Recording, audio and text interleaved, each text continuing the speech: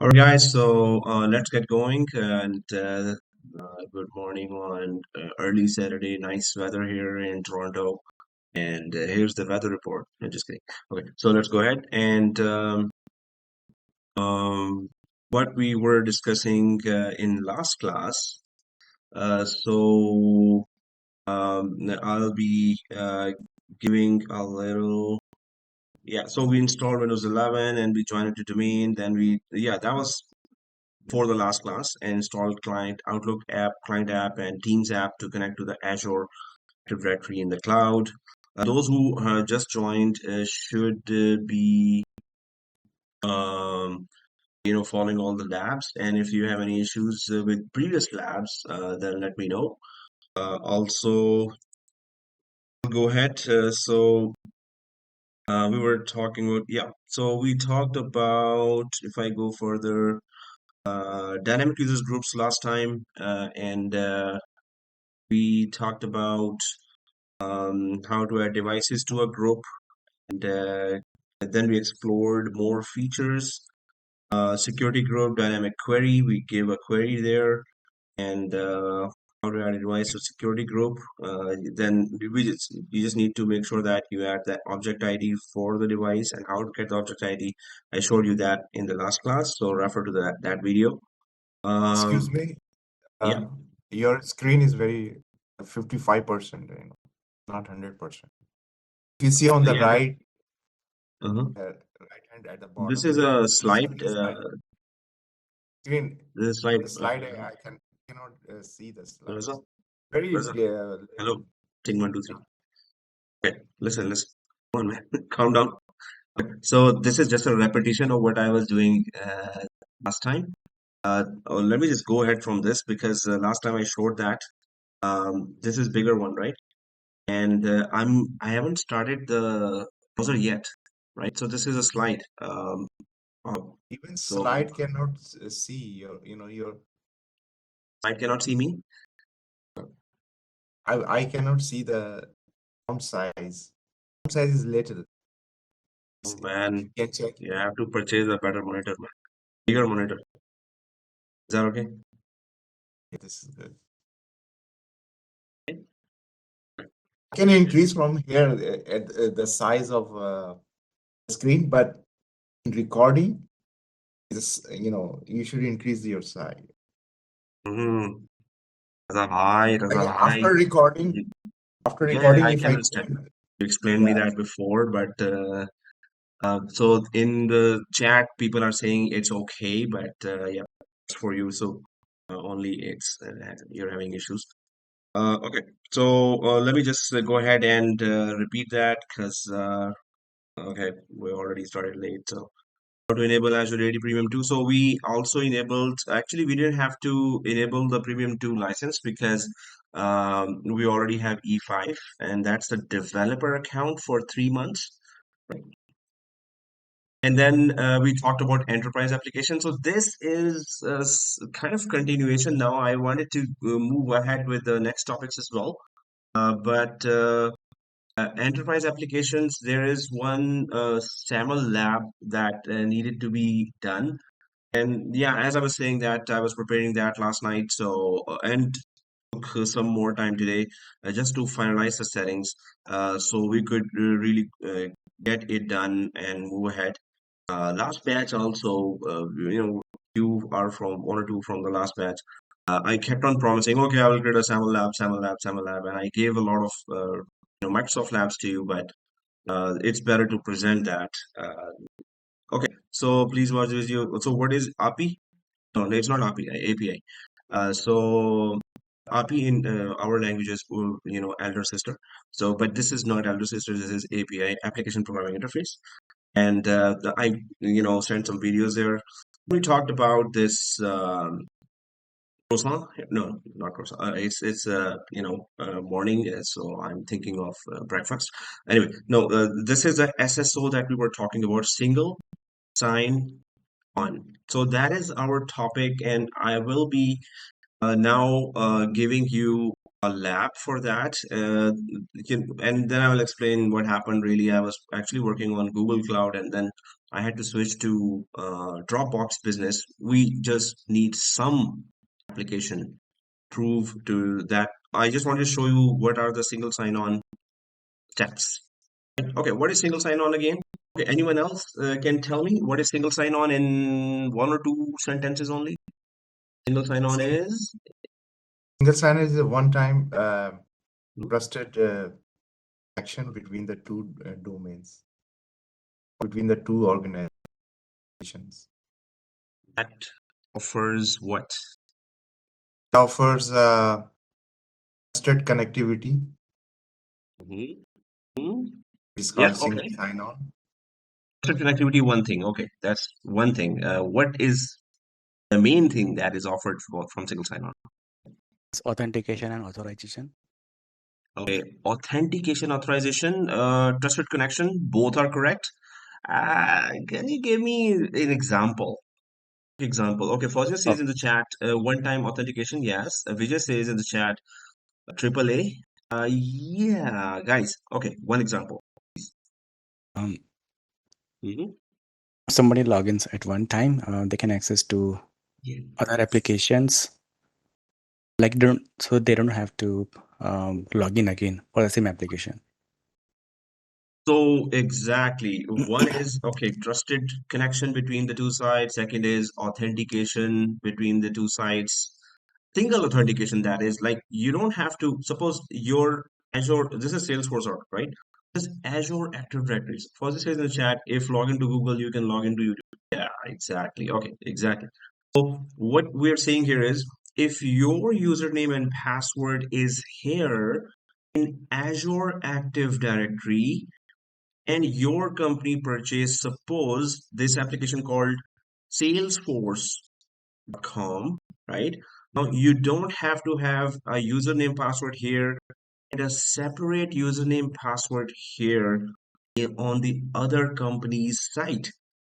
With Azure Active Directory's username password, you can not only log into Azure Active Directory itself, but from the same username password, you can log in from salesforce.com site as well. That is single sign-on. And as Fauziya says in the chat, so when you log into Google, not only that you can check Gmail, but there are so many other apps, YouTube, Photos, Maps, right? You can use all of them with one username password. So the ease of use is on the client side, obviously, that the user does not have to remember a username password for this Azure Active Directory and for this Salesforce.com separate username password. So it's just one username password with which user is logging from Azure Active Directory as well as Salesforce.com. Now that is what we need to achieve. But I wanted to show you because there are so many labs that I can share with you, but once we do it, once we go through it at least once, so you will have an idea. Oh, this much we have to do to create that trust between Azure Active Directory and any other site or application or platform. So we have to go through those steps to know that. In my company, had to go through, as I said before as well, two different applications, two different sites, two different platforms that I had to connect my company to. So my company users were just logging in. So there was a link provided by that other company site. And when we click that login link of that site, so it would just ask username and password. We would just put the username password of our company, and the other company site would just let them log in and use all the features. That's what we need to achieve today. And for that, now obviously we need to kind of move ahead. I'm just gonna create some more slides here, and then we can go ahead. So here, so what we need to do here is let's do an SSO. Man, that's too long, too large actually. SSO lab. Um, Let me make it a bit smaller. 50. This is a slide actually. I mean, I haven't gone to the browser yet. So hopefully this is clearer. Let's do an SSO lab here. Now for SSO, so which says able to log in, GoDaddy just with Gmail login. What do we call that? Okay, so which says in the chat that I was able to log in. You're, using the privately there, so you can also share it with others. The question, but what we just says in the chat is I was able to log in GoDaddy just with Gmail login. What do we call this? So yeah, that is single sign-on and already trust created between this, and this is so popular now. When you want to go to another, suppose you see a new site here, some site, and they say that you want to create an account, and then they say, oh, or you want to log in from Facebook username password, or you want to log in from Google username password, or you want to log in, and they have a long list of sites where commonly users always have accounts. So yes, they have already created SSO for the sites. So if you are able to already log in from, so let me just give you one example of another site that I use. And when you A Cloud Guru, so A Cloud Guru, if I go there, and you want to create an account here, create an account, right? It's not sign ChatGPT in. also allow you to sign in as a Google account. Exactly. Yes. See, exactly. As you said, Rosa, and also see this, sign in with Amazon, sign in. So Cloud Guru have already gone to these sites and have created a trusted connection or SSO from them. So if you already have an account there, you can just log in from those credentials into this site. So they have gone through SSO. This is so common now. And when you become a cloud admin, or if you're already a cloud admin, you must, if you're already a cloud admin, you must have to go through it. You will have to go through it. Or if suppose you join a company and they said, hey, we have SSO with 16 other sites, and there's a problem with the fifth one. And if you have not gone through it once, step by step, you won't be able to troubleshoot that as well, right? So this problem keeps coming. It's not problem. This task keeps coming to you as a cloud admin. You have to create an SSO connection with another site. So this will come to you, and it might be asked in the interview as well. Okay, so let's go ahead, and this is an example of that. Now, what we're gonna do, in fact, let me show you what I did. And obviously, the good thing is you don't have to use a credit card to do this lab. Although before, I already invested a huge amount. So what my plan was, let me just quickly draw that in the diagram. And then what we're gonna do today. So my plan was to just simply go to, so this is supposed to clouds, right?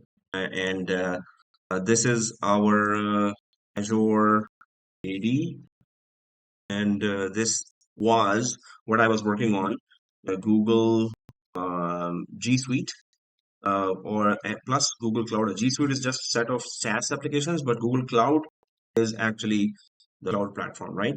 So this is what I was working on. I purchased there a huge investment I did of $18. Can I do a dollar like this? Yeah, per month subscription to see the SSO, reach the SSO feature. But somehow I was not able to do that. And there was, and second thing, I don't want you to invest this money as well. Once you go through any SSO steps, you connect any two sites, go through SSO steps once, you will be able to easily go for any other site and create your SSO. So today we're gonna do that with first assignment is still the Google Cloud.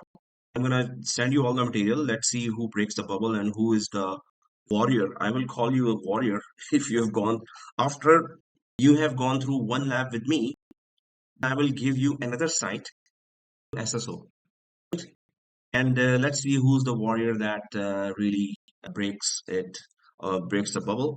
Breaks the bubble. Warrior actually occupies the castle. Who occupies the castle? Great. So what we do is Azure AD, already have that. And we're going to go for Dropbox for business. And the good thing is, you don't have to put a credit card there. Actually, yesterday I had to put my PayPal information there, but then I realized that they had, for the business, they had an option that you don't need to create the credit card information. You don't have to add that. So anyway, any application is there. Microsoft has 3,000 plus applications, and Microsoft has given. So let me just put that in writing here. Microsoft has 3,000 plus applications, right? Which it has provided SSO documentation. So there's what are a long list of applications that have their own sites. You can create a SSO relationship with them, and you can choose any one of those and start working on it, right? But my suggestion, at least two different sites SSO you should be creating for next class, or well, do this one with me. You must have done one more at least. At least two should be ideal for you. But because every other site has a little different procedures, but it's slightly different. Otherwise, main things are all the same. Main steps are all the same. So we're gonna go down to this. Let's go for connecting our Azure AD to Dropbox for business. Obviously, for that, uh, please confirm the following checklist. And what is the checklist here? Checklist is that do you have Azure AD tenant subscription? Obviously, we have it. Subscription. Do you have a global admin account? Global. So global admin account. Yes, on Azure AD for this lab. On Azure AD for this lab, obviously we have it. Do you have Dropbox for business trial subscription trial subscription? That's what we're going to create now. And I have to go to a different browser because this browser has all my details saved. And I don't want to go for history. Okay, Dropbox for business trial subscription. We're going to create that. So make sure that this subscription plans show that it has SSO feature available for user. So before I started with the Dropbox basic, and it didn't have um, uh, SSO feature. Then I checked out, and it was advanced, actually business advanced, which had the SSO subscription feature, right? So we're gonna create those accounts. After this, then follow. Then we follow the SSO steps, and yeah, we're gonna discuss all the steps, why we're doing this, why not that, and which one we should do, and etc., right? All right. So, and yeah, I created a lot of screenshots. So that was a lot of effort. But it's just once I have to do that, and I wanted to this break this bubble I was promising for so much time to present that lab. Okay, anyway, let's go ahead. Let's log into our Azure AD tenant subscription, and I'll create a diagram as we proceed this. And I need to remember that I need to remove this, cancel this subscription because I'm paying for doing nothing there. It's bit longer one, this one, and this is simpler. And the main purpose of showing the SSO steps, I mean, this really achieves that. I wanted to have a simpler one because this was overwhelming, a bit more overwhelming. Once you go through these two connectivity with SSO, it will be definitely easier for you to go through full suite SSO as well. Um, okay, so then we follow the steps. Now let's go to, let's log in to Azure AD, and then let's create a Dropbox for business subscription. So let's do that. Now we're gonna log into Azure AD. I'll just go back to, I'm logged in from actually two other sites from Google Chrome. So I'll just open another browser, Firefox, and here I'll just try to log in from my username for developer subscription. So from Firefox, I haven't logged in before, so I'll grab this information from here. Um, Not this developer. It says admin at 0xbsc. Admin at 0xbsc dot on Microsoft.com. Yeah, I will be making that bigger now. Okay. So I hope I remember the password. I think it was BNM, capital BNM, SharePoint 23, not SharePoint 23. Then I went for IOP. Okay. IOP. All right. So with 0xbsc, that is 0xbsc dot on Microsoft.com. Okay. So small level C, capital level C, 0.23 without 0.23. I can't read this. No. I think last time I put the password, and then and that was developer. That's created for user account and create. Okay. So what I can do is I can then still use this, and I will have to sign out a clear history for that. So what I'm going to do is here portal.com.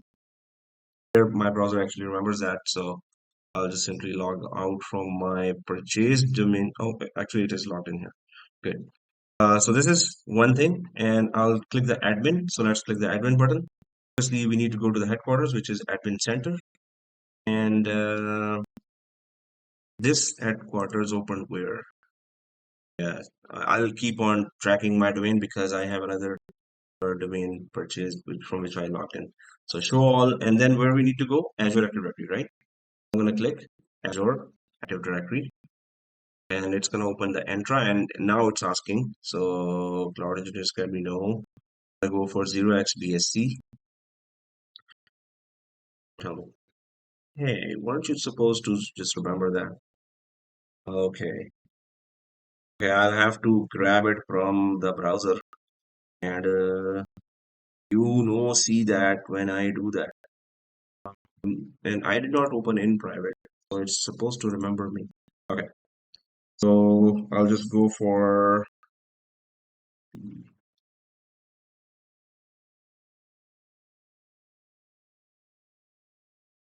okay guys, sorry, this is just getting ridiculous now. I'll go the settings here, and I'll drag these settings on the other side, and I'll see my password. What was that? Because I had to change that 2 or 3 times. So, do not create a Dropbox subscription unless you're sure that this is the one that you need to create. Suppose you're going ahead of me. Uh, just give me a little to fill passwords, and wow, I'm saying everything. I hope I don't say the password, other passwords out loud. Okay, so it says portal.office.com, but office, um, office.com.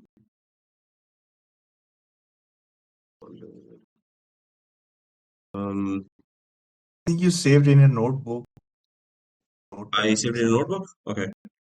and notepad. No, then I close the notebook. I hope. I wish I had saved it. What is it about in the PowerPoint slide? But so I'm just. Oh yeah, SSO table. So, seriously, I'm just going for the other screen and getting the password 0 at there inside where I change this. You can also reset it now. It says on the screen. Yeah. Okay. XBSC WGX WYE.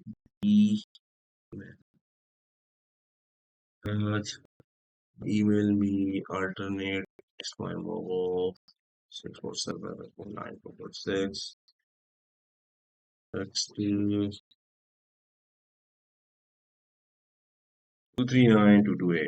239-228. Okay. You're genius. Okay, thank you. Okay. Yeah, so what I was saying that sign out from every account, that was also a good idea. Yeah, you're right. So it is now, I think, small IOP. See, I'm saying on the out loud, so if I remember, I forget that, so you remember it. Okay, finish on accepted. Okay. So why you no update? That's my question to do. Okay, I'll just redirect, and I hope I change the password of the correct one. IOP. I'm sure I put that last time as well. Oh, thank God. Okay. It next 953247. Okay, finally we are out of this nightmare. God. Okay. Yeah, but I am logged in from other sites on the same browser, which is not good. And it switches to other tenants, right? Okay, guys, I'm logged in finally to this. Now let's confirm on. So I'll just go down to the objectives here, and I'll keep on putting new objectives. So this is done, right? And let's go for the next one. So for this Dropbox, I already created from one of my Gmail accounts. So I'm just going to use another Gmail account now to create a new subscription in Dropbox for Business. So I'm going to go to the Chrome here. I'm going to put Dropbox for Business. So those who are following can do that now. And here I need to check the plans first. Which plan has? I think only one plan had that thingy. Okay, thingy. So here, Dropbox for Business. I see that and compare plans. Exactly, I wanted to go here. Compare plans. I'm gonna click for compare plans. Drop for Business. And there is professional Dropbox 1 and standard. I'm gonna keep going down. And there is advanced. So now compare all features. And there is build monthly, there's build yearly, professional Dropbox 1, standard, standard plus DocSend, but this is the advanced one that we need. Why? Because you go for Control F on the keyboard to search on this page. Right? Oh, okay. I also forgot that. Okay. Now, if you go to search on this page, so Control F, and the search comes, and then type SSO. So there is SSO written there, and that is written here. SSO, it finds here. Press enter after typing SSO, or it finds, and that is arrow is only showing here for advanced. None of the other Dropbox subscriptions have SSO. Advanced or enterprise both have it, but here it detects actually that I was gonna click the trial version, but it detects that I'm already logged into that. So I will just log out of it. This is it. I didn't want to disturb it because I wanted to show you if there is an issue, then I wanted to show you. I'll just log out of this quickly so it should not mess with my this one. Because I need to create from another account, right? Okay. I logged out from here as well. Yes, I logged out from here as well. This is my earlier subscription where I was logged in. Okay. So yeah. Now the previous Dropbox should not really close quickly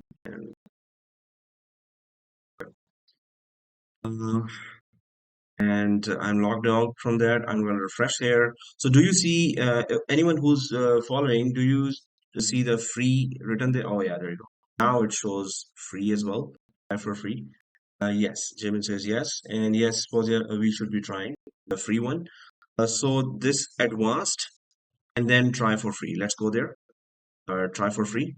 Once you, under the advanced, when you click try for free, then it takes you to this form. Go ahead and fill out this form. But the good thing is this.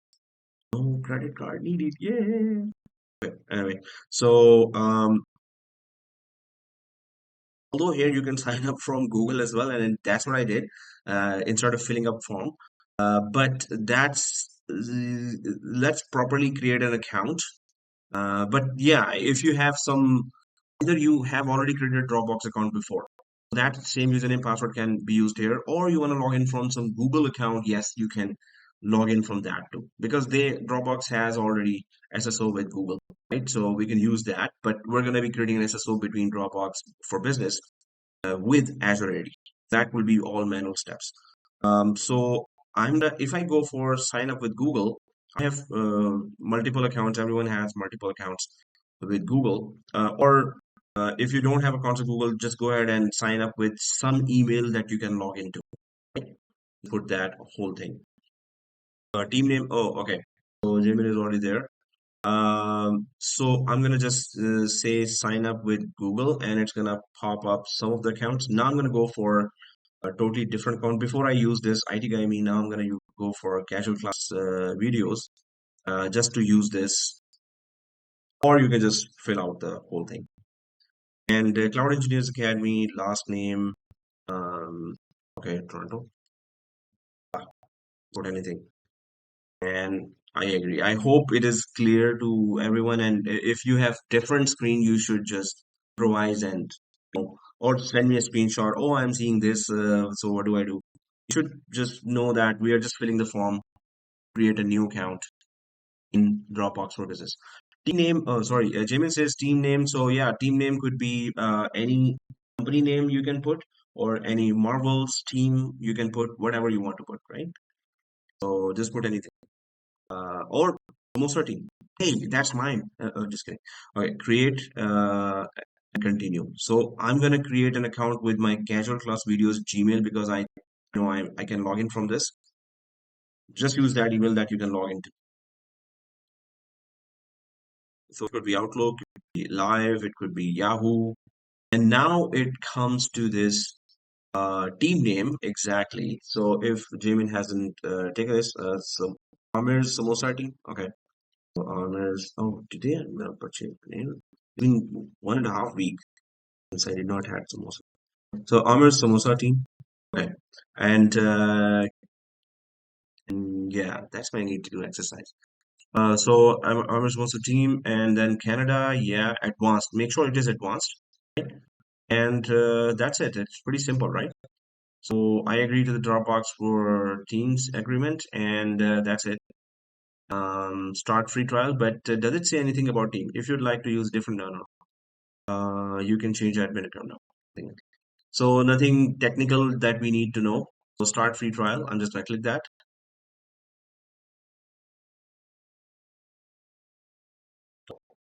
Jamie says, I just put my city name. Oh, okay. Okay, now it says, tell us a bit about you. That is just their survey kind of thing. So it's for how many people are part of your company or team, multiple people. You just put anything here. And what is your field? IT and information security. anything here. It simply doesn't matter. Just doing some survey that has nothing to do with technical stuff. And will you share your or collaborate with most? Who will you share or collaborate with most? So I'm gonna go for external team, internal team. Oh, anyone? Okay, external team. Okay, it doesn't matter. It could be just internal team as well, because within the company, different employees will use their Azure Active Directory account log in from Dropbox for Business. Maybe all employees are not supposed to connect to Dropbox for Business because they're not doing some project that includes Dropbox for Business, right? So it could be internal employee, external employee, anything. And give us select business need. What is your business need? Give us the location for our work. Yeah, it will provide a location for our work. Okay. You just put any reason, it's just a survey. Submit. And then another set of questions come or not. Okay, not. Start by downloading Dropbox. We don't need to download it. So I'm just gonna remind me later and not download it. And then there you go. In and or you may make the most of Dropbox and complete these top recommended actions based on your profile. So anyway, so invite your team members. Yes, you can invite some team members there as well. Once we make a SSO, then we can invite team members from Azure Active Directory, right? Now you see here home for you and all this, but you do see this one, admin console as and well. Let's click the admin console. So there's admin here, but this is admin con and sol. So let's click out admin console. Now here, seriously, see, schedule plus. Okay. Yeah, that's everything's okay. I thought that it picked up my other tenant directory. Okay, so here we need to go to settings. So every application, suppose it was salesforce.com, it would have been some other set of options, right? Would be called something else, but ultimately in salesforce.com, suppose you have purchased subscription and that is expensive actually. So even the initial subscription that offers us, I think trial basis hopefully offers that, but Salesforce is a very big company and connects with the Fortune 500. So yeah, it has its own huge standards. So everything there is expensive. Anyway, if it was another application, suppose it was Google Suite, G Suite, right? So you will have to search where is the SSO option. So it's always different for every application, right? Settings, I'm going to go to settings in Dropbox and SSO is below here, this one, right? Single sign-on. Okay, so we created the Dropbox account and we went to the admin console and this is a single sign-on. Let's click that single sign-on. And this is where the whole action takes place. So this is where we tell this site, hey, you have a trusted authentication with Azure Active Directory, and we're gonna go to Azure Active Directory as well, and we're gonna do some stuff now, and then we will tell Azure Active Directory, hey, Azure Active Directory, your users will be connecting to this site. Some information Dropbox needs from Azure Active Directory, and some information Azure Active Directory needs from Dropbox. So that's what we need to do. I'm gonna go and fill out some more steps now. Let's create a subscription, done. And let's log in to admin console and reach SSO page, right? Now, let's go back. Let's go back to Azure AD. And then let's go to enterprise applications. Enterprise application. So why there? Because you want to make a connection between Azure AD and another site. Then it's considered an application, obviously. So enterprise application.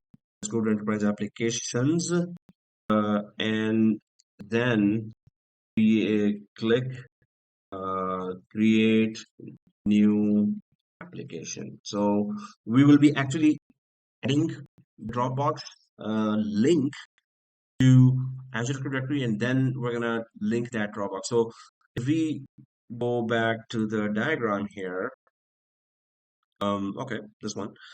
So here Dropbox for Business, and we are in the SSO section, right? And here we need to go to Enterprise Application, EA, and then we need to add Dropbox for Business here as well, right? So that would be Dropbox for Business, and then under that SSO, features for Dropbox within Azure Active Directory will be available. So basically, we're going to be doing this. We're going to be connecting this dude here, this. Okay, so let's go to Azure AD and let's go to Enterprise Applications and then search and add this. And yeah, there's a documentation there that Microsoft gives that has detailed step-by-step configurations of SSO between these two sites. So let's go back to Azure Active Directory. Now I'm going to go to Azure Active Directory, which is this icon, entra.admin.com, right? So I'm in Azure Active Directory, Entra Admin, and then I'm going to go for applications. So if we are there already, and if you don't see that, I think show more. You click show more here, you should be seeing that. So go to applications and go to enterprise applications here. And inside enterprise applications, so last time when we were discussing that, I just added the links to the other sites, but we actually did not go through the whole SSO process, right? So these are just links added there for applications. Now I'm going to go for new application here, and once you go to the new application, there's a huge amount of applications here, but what we are looking for, it's actually on the first page because it's so famous and used by a huge amount of companies. So if you just further go down a little, you'll see this guy, Dropbox. This. Don't go for box because we're not doing that. Or you can just search here Dropbox, and it will just show you this Dropbox for Business, right? Dropbox Business only. Let's click that, and then this is the documentation of what we are about to do. Microsoft version of that, which is obviously it should be the same. So I'm gonna click that as well and open it. It's gonna open on another page, which is good to know. And integrate Dropbox Business with Azure Active Directory. And this is, you can see the list here. And that's what I wanted to show you as well. On the left side, you see so many applications, and applications right from A, B, C, D, E. So D to E applications are this, and these are all different sites and different companies and their sites. And Microsoft has, on these companies has, and Microsoft has created already a trusted, the background, the core services are connected with each other. So that's why you will be, when you do your company's connection, tenant's connection with their, instance where you purchased it, so it will just work. So they have given step by step for, and you can see these are 3,000 plus companies here. These are all company names. I'm gonna visit Dropbox or the SaaS apps. This is the main link, SaaS apps. So this is something that I'll just put here. And from these SaaS apps, I'm gonna put in WhatsApp as well as in WebEx. These SaaS apps, you need to go and choose some other company, at least minimum 2 SSOs you need to do. Do it as a group. That would be good. Otherwise, do it alone if you're okay with that. So we're on Dropbox and prerequisites and add Dropbox business from the gallery. Yeah, that's what we're doing. And then these are the steps. We can also trace these steps as well. That what we need to do. And this is very helpful. And finally, if when we are on the Dropbox site, but we put Azure AD username password, it should just let us log in. Disease. Yeah, it's showing all the details here anyway. So this is very useful, and this is exactly what we're about to do now. I had to just create my own steps because I wanted to test myself, because many times when you're following the labs, sometimes, well, many times, sometimes, that it's slightly different when you're really doing that. But that's where your adminship and troubleshooting skills are tested, that, hey, you figure that out or not. It's not very difficult to figure out. So I'm going to go back here and let's click the create button. Let's click the create and create button. So once we click the create button, it's going to create just we can say it's going to add this app which is not yet connected. So the app has been added here. Adding application Dropbox business added successfully. If I go back to this all applications, so you can see, refresh. Now there is Dropbox business. Obviously, there is no connection made yet. It's just added here. So now we're going to bridge that. So we're inside this application now.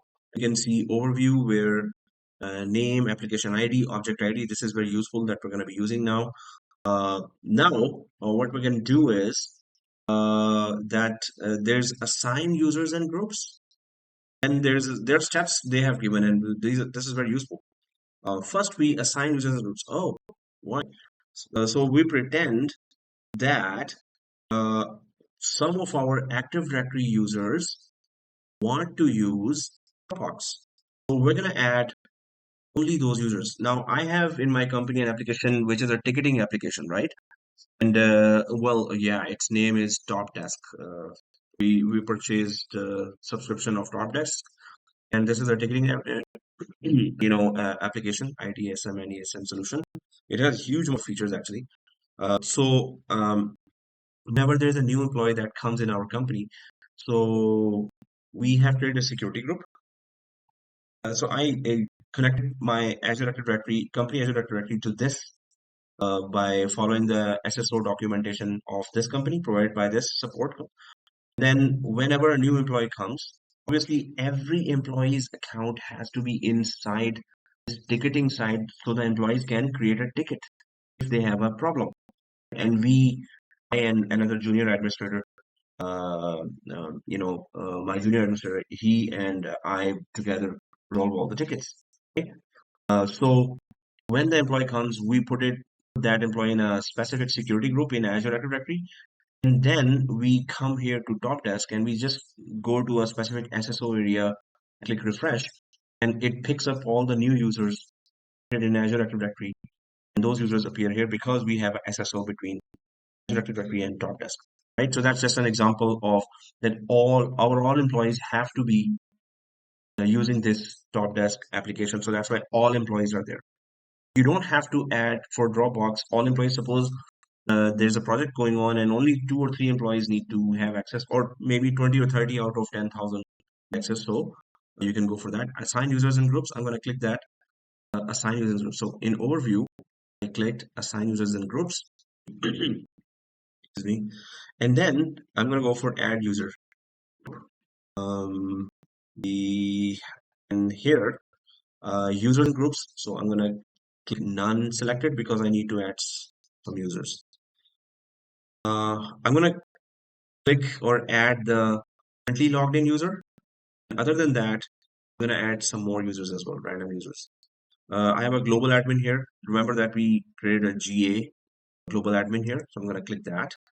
And then some random users there, like user one. And hey, Diego, you want to join this project? Yes, sir. Okay. And Rita, you want to join this project? Yes, sir. Okay, what's wrong with you? Select. And 5 users selected here and assign. So let's click assign here.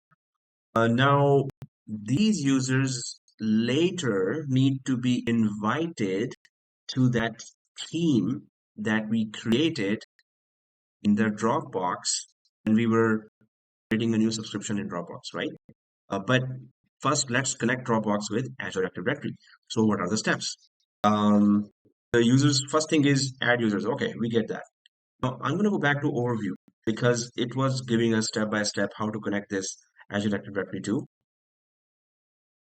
that other application. So when you add any application link here in from the gallery, it will give you these steps for all applications. That's good thing, right?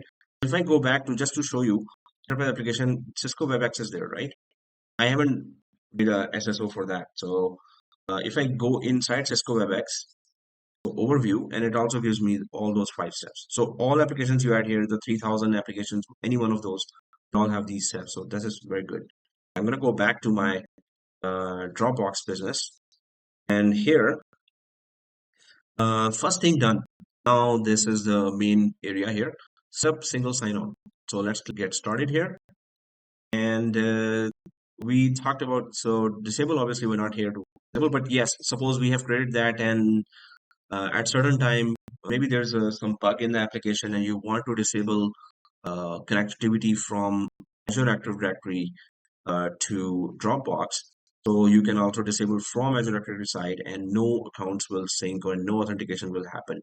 You click the disable button after you have configured the SSO between the two sites. So, but anyway, there are password based and links, but this is the most common one, SAML, that you have to go through. Single sign-on adds security and convenience when users sign on to applications in Azure Active Directory. By enabling a user in your organization sign into every application they use. So yeah, we discussed that already, the concept. So let's go SAML. Security Assertion Markup Language, SAML.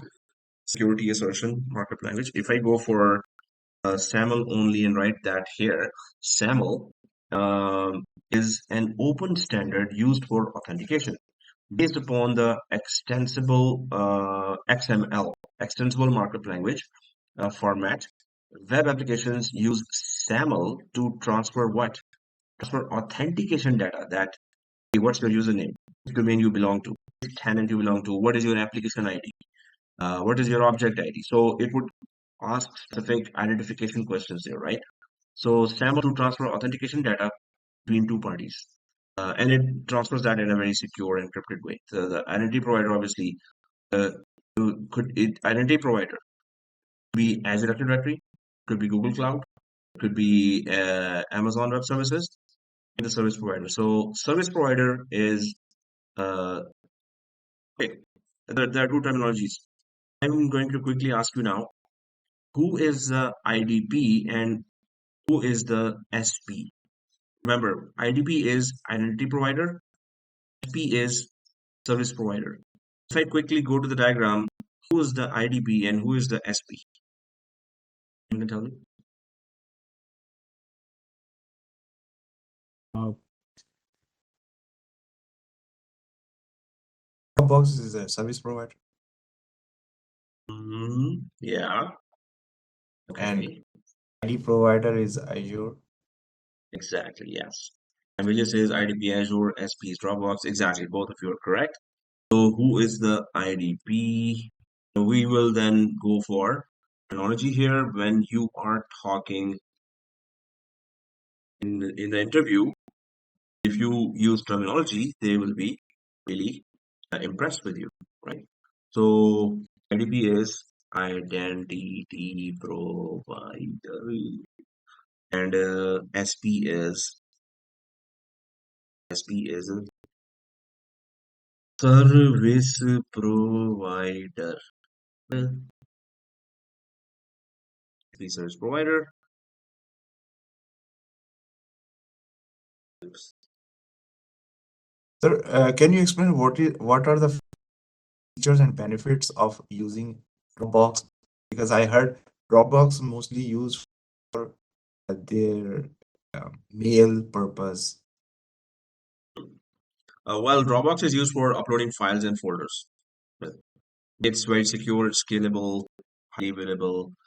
So corporations can use this. Actually, we have OneDrive, which is more than enough for all the security needs and scalability needs. Suppose a company wants to use Dropbox or some third party they're doing business with, they use Dropbox. So Dropbox just uploads files and folders. You can save files and folders there. That's the main So like purpose. if we have a association with 5 different companies and everybody has a Dropbox account, they upload their file, upload, we can upload file from there because this is a Yeah. common place to put their files. We download. This is also possible, exactly, yes. We can use OneDrive for that too. We can use SharePoint for that too. Microsoft has their own solutions, but there are third-party solutions as well. So So if why it can both do we the are same thing. why Mhm. we need we can do it from OneDrive, why we use Dropbox? Well, this is the same question as if I have a large car, why do I need another car for that? Or why do I switch to another car? So it's different companies, different features. Maybe Dropbox is cheaper than OneDrive. Maybe Dropbox has few features better. Maybe you're doing a business with a client who insists they are working with Dropbox for years and years. So yeah, it's just different companies, different choices.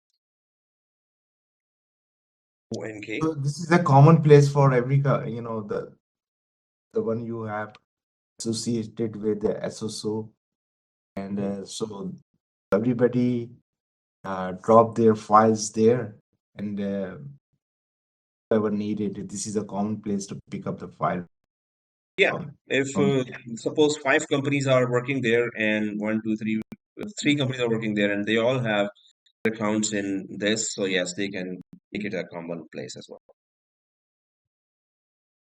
Okay. Okay, guys. So let us go ahead and now SAML. So we're going to use SAML and security assertion markup language is open standard for exchanging authentication and authorization data between parties. So this is something that you need to say in the interview or any project that you're starting, and somebody pops up, hey, what is SAML? So exchanging authentication and authorization data between parties in a secure way, security assertion markup language. So that's why I went for that. Let's go back here, and now we are on. Are we on IDP or SP right now? IDP, right? SP. SP. Okay. So we are on SP now. So anyway, I'm gonna go back to IDP. If we stick to the terminology, that is always the best way to go ahead. So this is IDP or identity provider, IDP, and provider. Let's go there. Now, what does it say? Oh, if, Azure Active Directory or IDP says that if you want me to make a connection with Dropbox, you need to fill out this information, and there's three required here. So identifier or entity ID. Who is the other site? What is the other site? Tell me the address or tell me some URL. Reply URL. When I want to make a reply, that URL for any request that they send me. So where do I send that? So you need to give that URL as well. And sign on URL. When my employees, my Azure Active Directory employees want to log in, which URL they need to use on Dropbox. We need to provide some Dropbox related information here. And then there are attributes and claims that, okay, our user dot giver name, users dot surname, user mail, user principal name from any of these formats. My Active Directory user will try to connect to Dropbox, and Dropbox should be having no issues. Yes, you can give full username, Amir at domain name, or user dot surname, Amir dot Shahzad only, or user dot given name, Amir dot cool guy. However, your directory users want to connect Dropboxes, I will accept them with these all formats. And this is the area SAML certificates. So now this would be the security talk between the two sites. And there's a certificate base 64.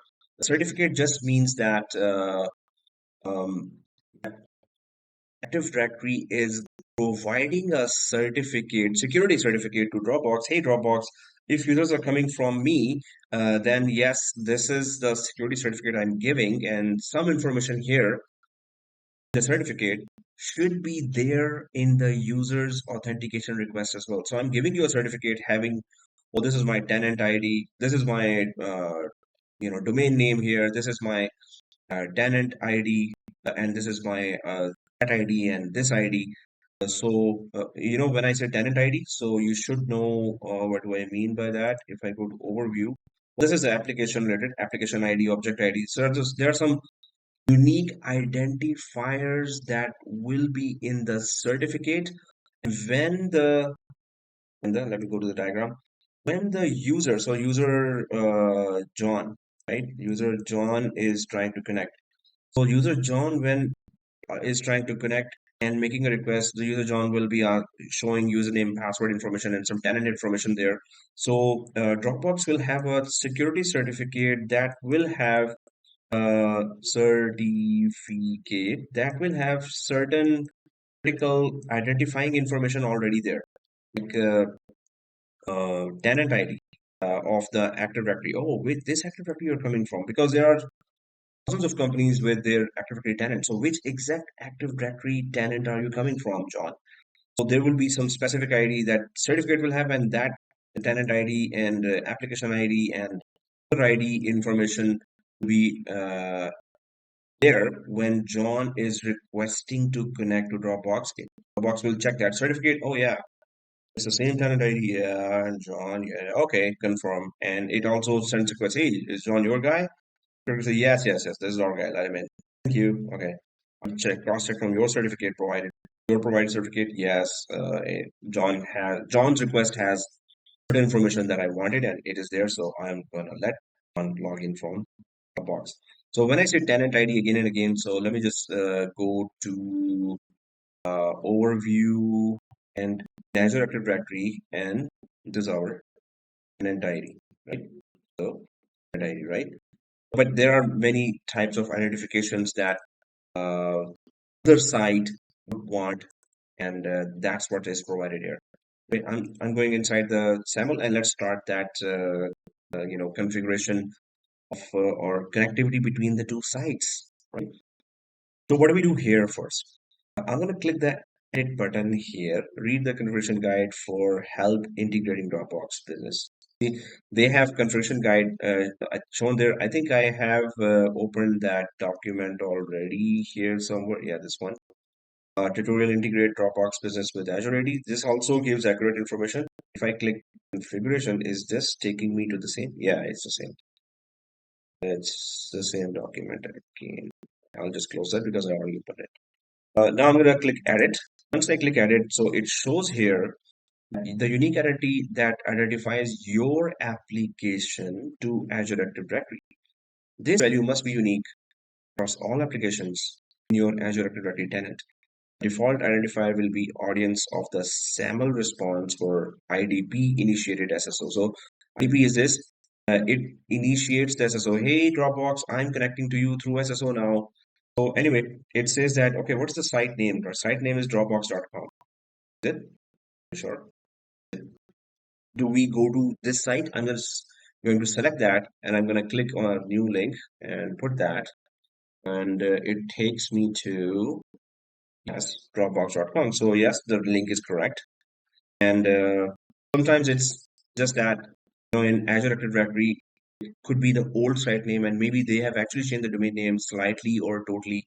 Then you have to select check that does it even open the correct site or not. And second thing is, it says sign on URL. It also says reply URL. Hey, give me the reply URL. So where is the reply URL for from Dropbox? I'm gonna click add reply URL, and it says, okay, give me a reply URL. So where is it?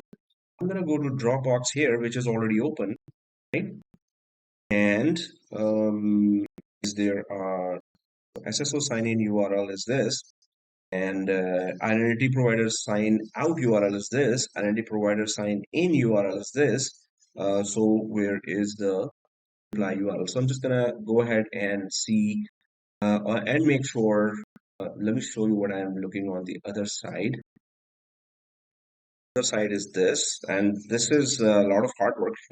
And putting the first go there and then do this and provider and then sign on URL. I went first, but then reply URL so this is sign on URL. I'll show you where it is, and then reply URL is actually No, you copy the link, and so it gives you the link. Mhm. Yeah, I'll be giving that in MS Word file because when I'm doing the lab now, I may have to add some more information here. Right? So I'm just fine tuning it, and at the end of the class, I'll give you the really completed. So definitely, I'll be giving. Okay. So here, that's what I'm showing here. So what we need to put here is the link that I'm gonna show here, and that is so on the other side, I'm also watching this, and on your actually I put that yeah, SAML login. So see this, um, it's not relay state, it's reply state. It will be https://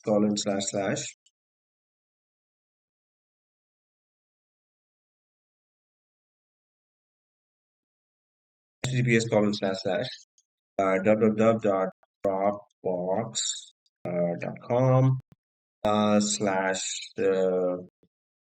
SAML login. That's it. SAML underscore Excuse me. login. It's a Zoom. Just if you typo error, um, Dropbox.com, please. Okay, thank you. Okay, so Okay. that is dot zom. Hey, dot zom should be something. Zombies, right? Whenever zombies take over, when they log in, they should have their own domain. Dot zom.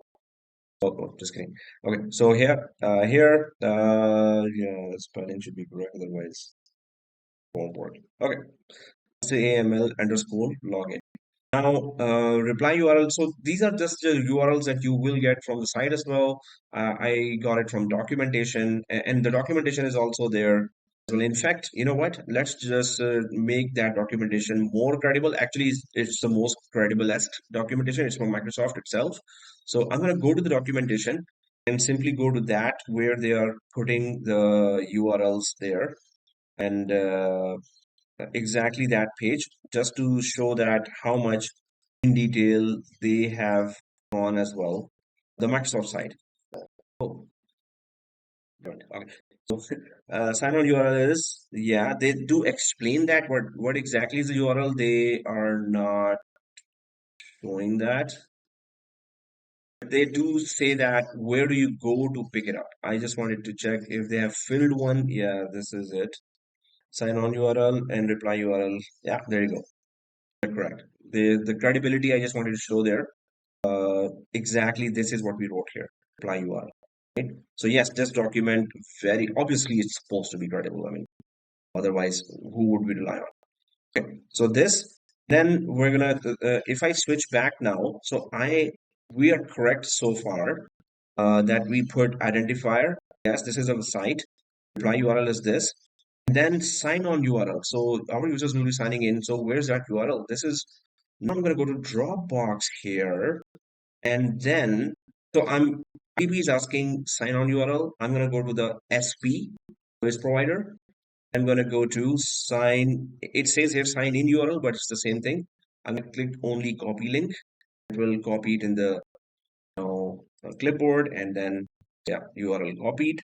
I'm going to go back here and I'm going to tell IDP, hey, SP give. Obviously, this ID is specific to Dropbox business. And so sign on URL. Now these guys were required. Identifier, reply URL, sign on URL. These were required. So other than that, I think we have to actually save it now. Excuse Yes. me. And So first, the IDP asked for this Dropbox.com, and so then first, like we first added step first step in this page at is this page, like identifier. Yes, exactly. Identifier, and yeah, it was already filled up, and this is the correct link. We checked it. Then it asks for, hey, if we had to send a reply to Dropbox, so where do we send that? SAML login.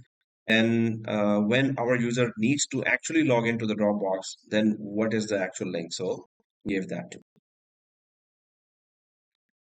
So here, But once we have done that, I'm going to click save here. Right? So if all goes well, it will save successfully. Save single site. Okay, so I'm going to click close here. And once we have saved it, just close. And it says, oh, you want to test it? No, not yet. I will test it later. So I click the no, I'll test later. So these were three required ones, and the other are optional ones: relay state, optional logout URL. Where should they log in for? Relay state is just if you want to still relay or forward it to some other site, the traffic. But this is not our requirement right now. And logout URL, when this user does log in, where do you want the user to land on which page after logout? Obviously, when you're logged out already, you don't need Dropbox, so you will be outside of Dropbox. So some companies want that to be branded as well, like their brand should be showing there. Anyway, the required ones we have filled up. Then comes attributes and claims. Remember that I was saying that I had to connect my company to online ticketing site called Desk. So there I had to add some attributes and claims here. So, but here we don't need to. I'm going to still click edit. And what is it for? It's just saying that a Dropbox, Active Directory is telling Dropbox that our users will be connecting to you by user principal name. So it will be a user whose user principal name will be showing. What is the user principal name? I go there and go to Active Directory and active users. User principal name is the full username, the username and the domain name. So what is UPN? This is UPN.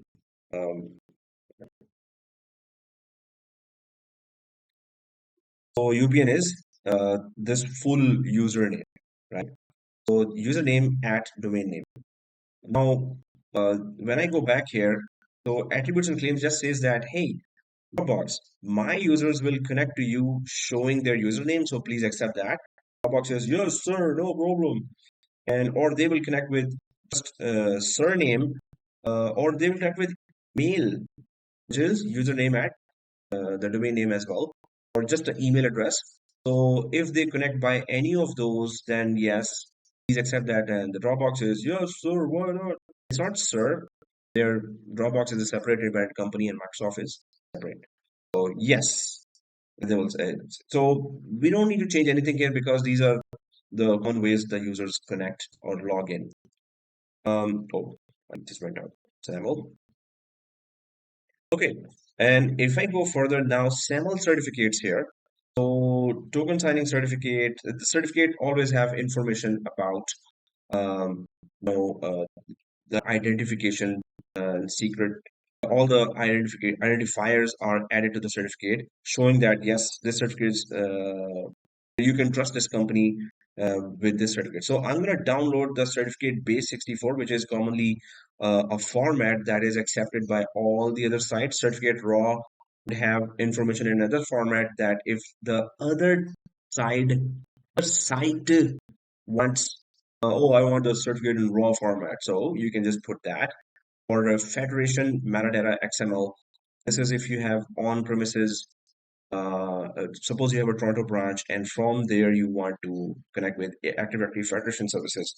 You can give this present, but majority of the sites accept the format that is shown in base 64. I'm going to click download. And yeah, you can see that there's another certificate here that I downloaded some time ago, actually yesterday night. But I'm just going to download that, and its name is this. One is added there. So I'm just going to save it in my downloads folder. But I need to add this now to, so we downloaded a base 64 certificate from IDP. I need to give it to XP, the service provider. I'm going to go to service provider, and I'm on the correct page here. S.549 certificate. This is the name of the format here. And I'm going to click upload certificate here. So if I click upload, and now it sees my certificate here. For you, it will be one. For me, it's showing two. So the list one, I'll just upload here. and I need to save, but I need to add this information in the SP as well. SP also needs to know that where is Azure Active Directory traffic coming from, which exact tenant Azure Active Directory traffic is coming from. So we need to fill out these two as well, and then we can save here. We got from SP copy link information. We gave SP from IDP certificate. We need to tell SP or service provider that hey, from IDP, from these URLs, specific URLs, you can expect some traffic, authenticating traffic coming. So then we will save it in one go. Actually, we can save even now, and it doesn't matter where we're going separate. I'm gonna click save now, and it just says saved. It doesn't matter. Okay, so I need to go ahead. What do we need to do next? So the communication between the two sides should then work. I need to go further down. Oh, yes, for on your side, maybe it is showing a blue button here that is saying install browser extension. Is it so? Anyone follow? Do you see a blue button here on the fourth step that says install? So Jamin says yes, Vijay says yes, Fauzi says yes. So yes, this is an extension. I don't see a blue button because it should have shown me, because this is a separate account, Azure AD account. I was testing it in another Azure AD account, but it's the same browser I used. So that's why extension is already in the browser. What you need to do is, let me show you a screenshot. It's all extension. That's the benefit of screenshots. This is what you see there. Install the extension. So you need to click that button, install the extension, and it will simply install the extension in your browser. Now, what's the purpose of that? The purpose of that is that you can test this application, this SSO, with a currently logged in user. You can test this. Hey, is this SSO even working or not? With the currently logged in user. If the extension is added in the browser. If you don't, suppose you say, no, I'm not adding that extension. I'm not adding this installed extension. I'm not clicking this button. I'm not going to add that. So what happens is, then with the currently logged in user, you cannot test the SSO. You can log in from another user that you added in the users and groups. So that's the only purpose of this extension. So go ahead and click it and just go next, next, next. What it's going to show you, I think I am a screenshotaholic. So I keep taking screenshots. So this is the browser extension area, and you should be seeing that extension added here automatically once you click. That's it, right? So in the extensions, will be just one more extension added there. Okay, once you have done that, that is just to test the currently logged in user with the currently logged in user if the SSO is working or not. Okay. We go further down here. Extension is added. Click next. 3 or 4 clicks basically, and then we come back, right? So were you able to add the extension, guys? Everyone? Just a yes would be, or if you're having any. Okay, so yes, is there? Jamin said yes, so it's good. Okay. Have a T-sit. So just click and go ahead and add the extension. I've already added that. That's why it's not showing here. I'm going to go down and see this configuration URLs. Now, set up Dropbox business. It says you'll need to configure the application to link with Azure AD. So, my app secure sign-in browser extension is installed. Yes, I did that, and you also may have done that already. Click button below to download the SAML certificate and set up the application. Actually, we're going to click this configuration URLs. Now, as I was telling you, right, that we're going to give Dropbox some information from Azure Active Directory side as well. So obviously, when the login is happening, users will be logging into this URL, and on the Dropbox side, they will be redirected to because of the SSO connection. Dropbox will be expecting that, okay, from login.microsoft.com slash the specific ID, I am expecting traffic from Azure AD. So Dropbox is expecting login traffic from this URL. So we need to give this URL to Dropbox as well. Right? So what is this login URL, right? If I go to settings, add sign in URL. Okay? So that's where we need to put it. I'm going to go back here. I'm going to copy this, right? And if I show you this step here, yeah, configuration URLs, that's where we are. And then copy this URL and paste it in Dropbox as shown in text screenshot, as I said, screenshot. Okay, I'm going to copy this and paste it in the sign-in URL. So these two screenshots we're going to do now. So copy this, copy, go to settings, go to add sign-in URL, and paste it. It's a simple copy paste, right? Get the correct information and click done. Once we done, and then we go back again. What's the next one? And in fact, let me show you what's the next one. Next one is logout URL. So that's what's there actually. Logout URL is the second one below the login URL, obviously. And just click and add the site there as well. So I'm going to go for logout URL, which is the third one, and go to SP or service provider and go sign out, right? And right. All right. And then we click because that's the only thing. Some applications, other bigger applications might have more things to ask. Then Microsoft documentation exactly tells you what to do then. Okay, I'm going to click save here. Save, right? Now, if I go back here, okay, so, well, we have given majority of the information here. And if I just go back to my OneNote screenshots here, so save, yeah, and then install extension, yeah, we did that. And then there you go. So this is all invisible to you, but it's invisible to me as well. Okay, so this means time to test because the rest of the screenshots I didn't find time to go for. So yeah, then we click test. I just put the screenshots here in the Snagit. By the way, Snagit is so good taking screenshot taker.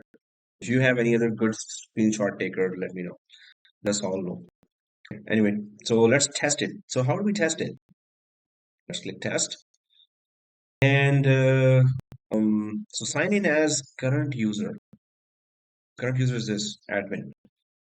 It might say that you are not really added to the teams there. This means that it reached the Dropbox if it says that error that you're not yet in the teams of the Dropbox. So I'm going to click test sign in. It goes to the other area, and yeah, it's asking for URL. So this is a currently logged in user. Yes, this is the username.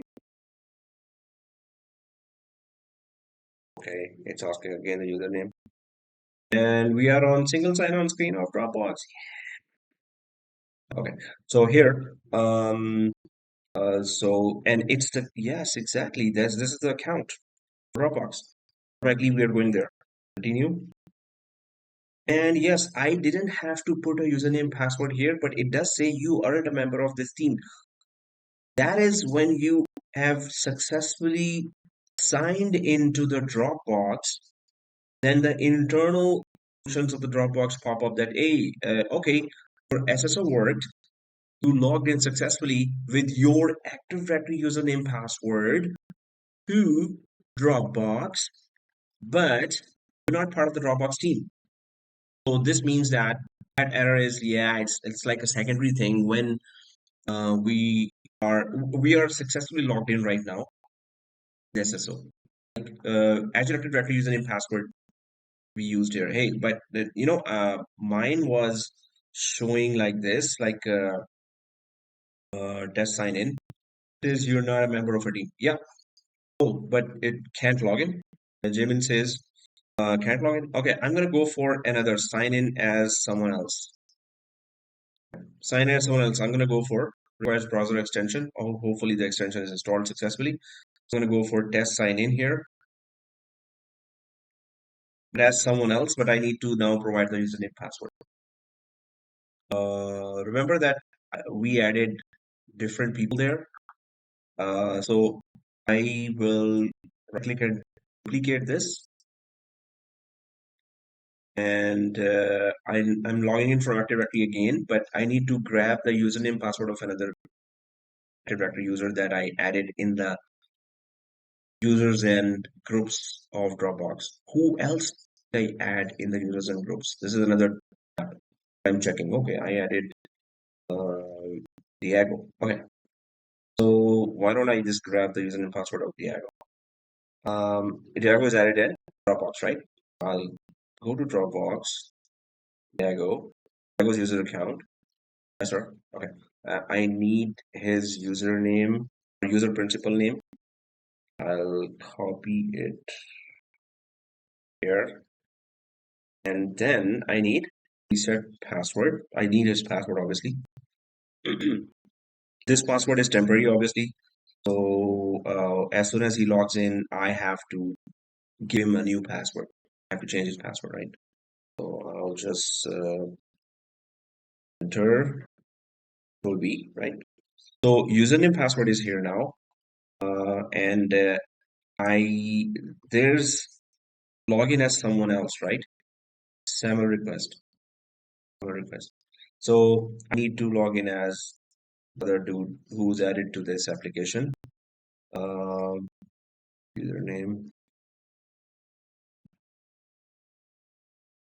password. Yeah, in the invite team, that's what I said in the start of the class as well, and I'll show you that you have to click invite team and then add that username password there, and then that person will be part of team. But is it not logging in because of that?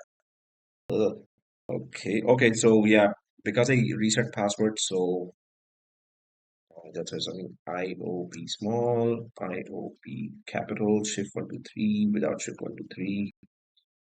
Then IOP small, IOP capital, shift 123 without shift 123. So is this new user redirected to? It could be anything, right? Okay, now it asks this that you have 14 days to log into. Okay, it says that Active Directory requires you to have authenticator app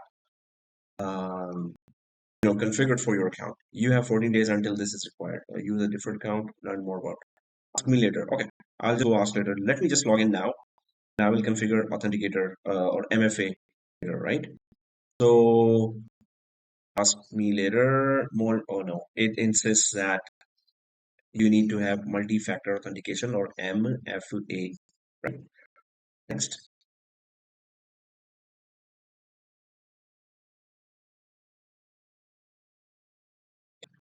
And it says successful, and yeah, okay. It's kind of maybe I've configured it already before as well. This account, or actually, if I had, now it takes me to Dropbox.saml underscore login. Remember that reply URL? So Active Directory made a request. Hey, my user wants to connect, and the reply was that okay, this is the URL. Go ahead and connect to my Dropbox business. So remember me, this is the first time this user is ever logged into Dropbox before, and even the previous user also. But anyway, continue inside the Dropbox. You are a member of this team, yeah. Okay, so let me resolve that. But I'm inside. So, Jimin, how? Okay, so after this point, it says not a member. Yeah, not a member, but you can't even go inside. So you don't see this Dropbox as I see. Like this user wants to upload something, then file. Then yeah, one or the steps might have been missed. Then so see this.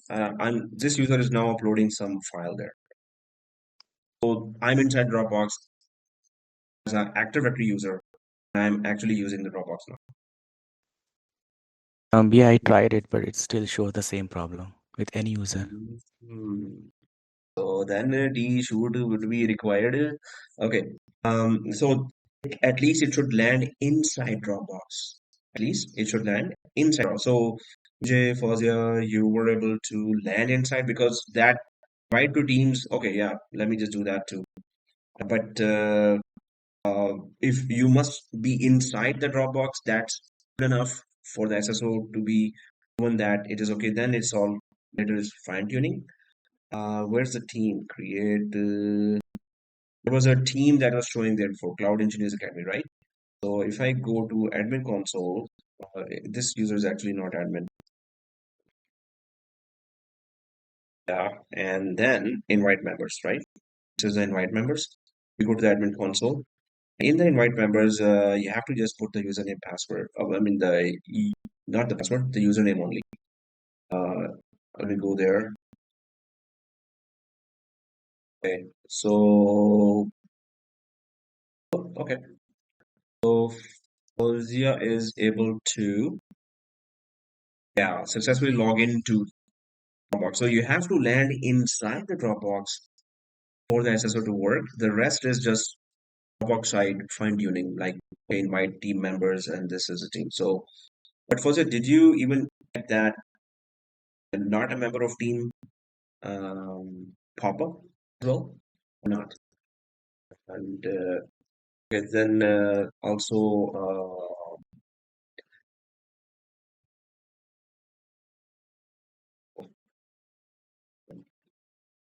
so okay, for this is no. So this means that user is part of team already.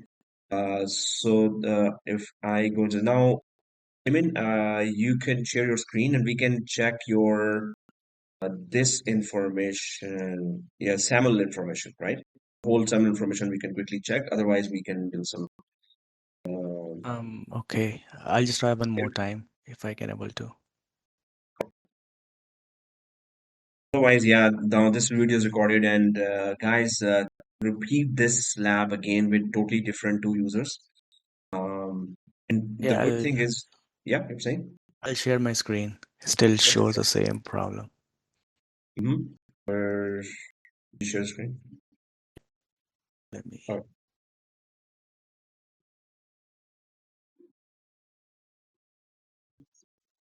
Yeah, do you see? It's appearing about to Oh, open. About to open. Now it's open. okay. So Okay. if I Mm, just go yeah. to, so let me just show you that thing. I go that one. So I just added these two users. This is a global admin and this is the Okay. second user. So if I go to the global admin Okay. So and far, then so good. continue, and now it says, No, this is oh, Dropbox.com and slash. Okay, can you show me your SAML configuration? The first three, the top three required ones. yeah, Close this and go up. Yeah, so HTTPS Dropbox.com, SAML SAML underscore login because it should reach SAML underscore login and then sign in URL. Yeah, it seems okay. Can you click edit at the top? This one. Right, so Dropbox.com, then reply URL is https dropbox.com/SAML underscore login. Okay, and this, yeah, okay, that seems okay. everything is okay. And let's go outside and go You want further to check the down. users? I added the Uh, users already. did you add the certificate? Oh yeah, I added. If I go to, Let's go to the um, SP service provider and the yeah, okay, certificate is added and let's go back to IDP.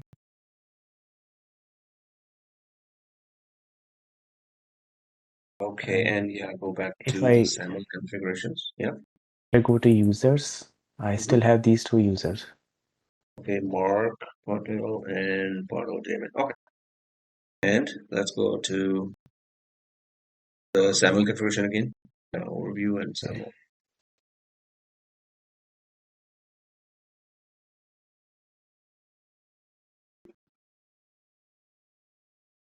If we go further down and go to configuration URLs, One? no, here we did not do anything. We just go for downloaded the base 64 certificate. But if the configuration URLs is the fourth window, and Oh yeah, it's that's not the marked one. down. Yeah, Yeah, this one. And so that's the top one and the bottom one, right? Valid for yes, those yeah, two. yeah. So if I go to The SP. Yeah. Okay. Yeah. those two, Well, seems like pretty much everything is in place. might be some And another problem, I guess. yeah, it could be another problem between the browsers. Hey, are these different browsers or same browser? Same browsers, Chrome. Okay. And click the test again. Let's see. And what else I mean, could we I see? opened Dropbox on Edge, but on Chrome I opened the Active Directory. And oh, The browser you. extensions. Hmm? Browser extensions is required in this. But I think he installed browser extension, right? Yeah, but I installed on a Chrome, like where I have Active Directory, Hey, not you're on. using Edge and Chrome, right? Yeah. Mm, So on the Edge, okay. I opened Dropbox where I signed up, and on the You Chrome, know I why? have everything is opened. You know why? Because Edge, you did not add extension Edge, right? So with same user, signed in user, you cannot test in Edge. So for this reason, I installed extension on Chrome too. Yeah. If you can log in from another user, let's just sign in from another user. It should just work even if you did not install extension. So let's go to IDP and the second one, select the second one, sign in with someone else. And that's the second user which is not logged in right now, right? No, I did second too. Same problem. Okay, I but go you're to okay. Then open SP in Google Chrome. uh,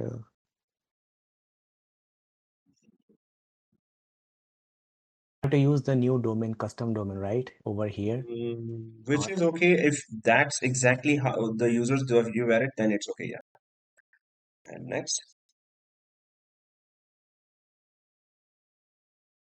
but you can open the SP in the same Google Chrome browser. That would be good. Okay, same Google browser. This is the same browser actually.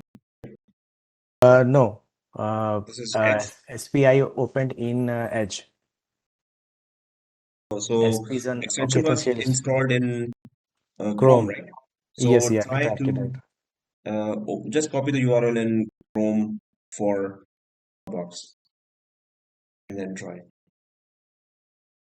Should work.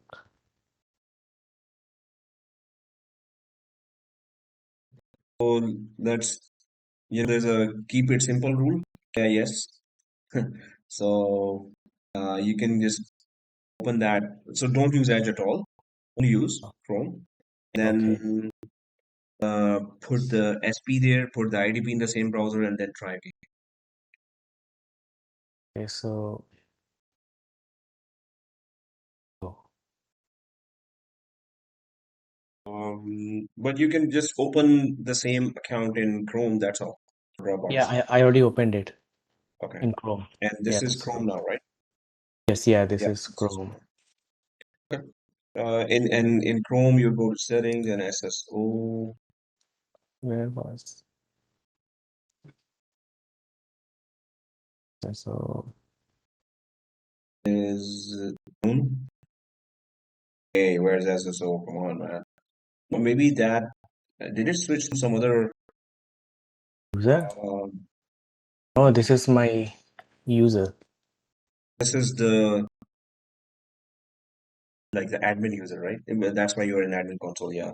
Yes, yeah. Oh, yeah, okay. Oh, it's not showing. It's Yeah, now. gone. Yeah, Oh, this this is one. good. Okay. Cosmic Yeah, Ray is playing tricks on us. Let's try right now. Yeah. Yeah. Now sign in. Yeah, same user, and it should just open in Chrome. So on. Yeah. And continue. Okay. We're I inside. logged in. Okay. So different browser. That browser should have that extension then. Okay. Okay. Got it. Okay, guys. So Okay. let's take Thank a you. break and continue. Welcome. And yeah, guys, minimum two other SSOs. Right? So I'm gonna share my screen now, and let's see who's the. I'm gonna call that person the warrior. Who does that first? Either group together and go for Google Suite, or there are 3,000 more companies that you can go for. So let me just give you the assignment here, and then let's take a break and then continue with the rest of the topics. Assignment. I actually have to check that. Did you do previous assignment or not? Yeah, Amir bhai, Yep. can you write in your own words, like, first step, there's an ambiguity, like, who is, which, first of all, who is requesting and who is offering uh, that replying login, and then you again you put the three different address, but it doesn't clear like who's asking, who's requesting, who's replying. So Okay, sure. Great. Let me just write that. Please create SSO for two other companies' site. And yeah, step one, and who is asking, who is replying, and who is logging. 1, 2, 3, 4, 5. so okay, so that's assigned. Yeah, let me just write that right. So and put it in WhatsApp. Even if you're able to do one other company, that would be great, good enough. But go for two different. You will be like SAML warrior or something. Okay, so step one. Yeah, so I'll go from here. Steps. So the request, the user needs to log into uh, Dropbox, uh, Dropbox. Seriously, what's wrong with this?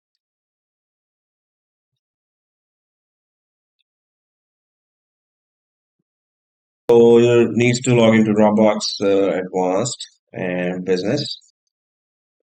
User uh, clicks the URL and is redirected to put his or credentials. Now, if you have saved it in the browser, it will just simply, you can just use those. Otherwise, just put your credentials there. My credentials. Once Azure AD user credentials are placed, then the request goes to Dropbox. Dropbox. Um, Dropbox replies with a reply URL, which loads a page for Dropbox user credentials. But because of sign-in,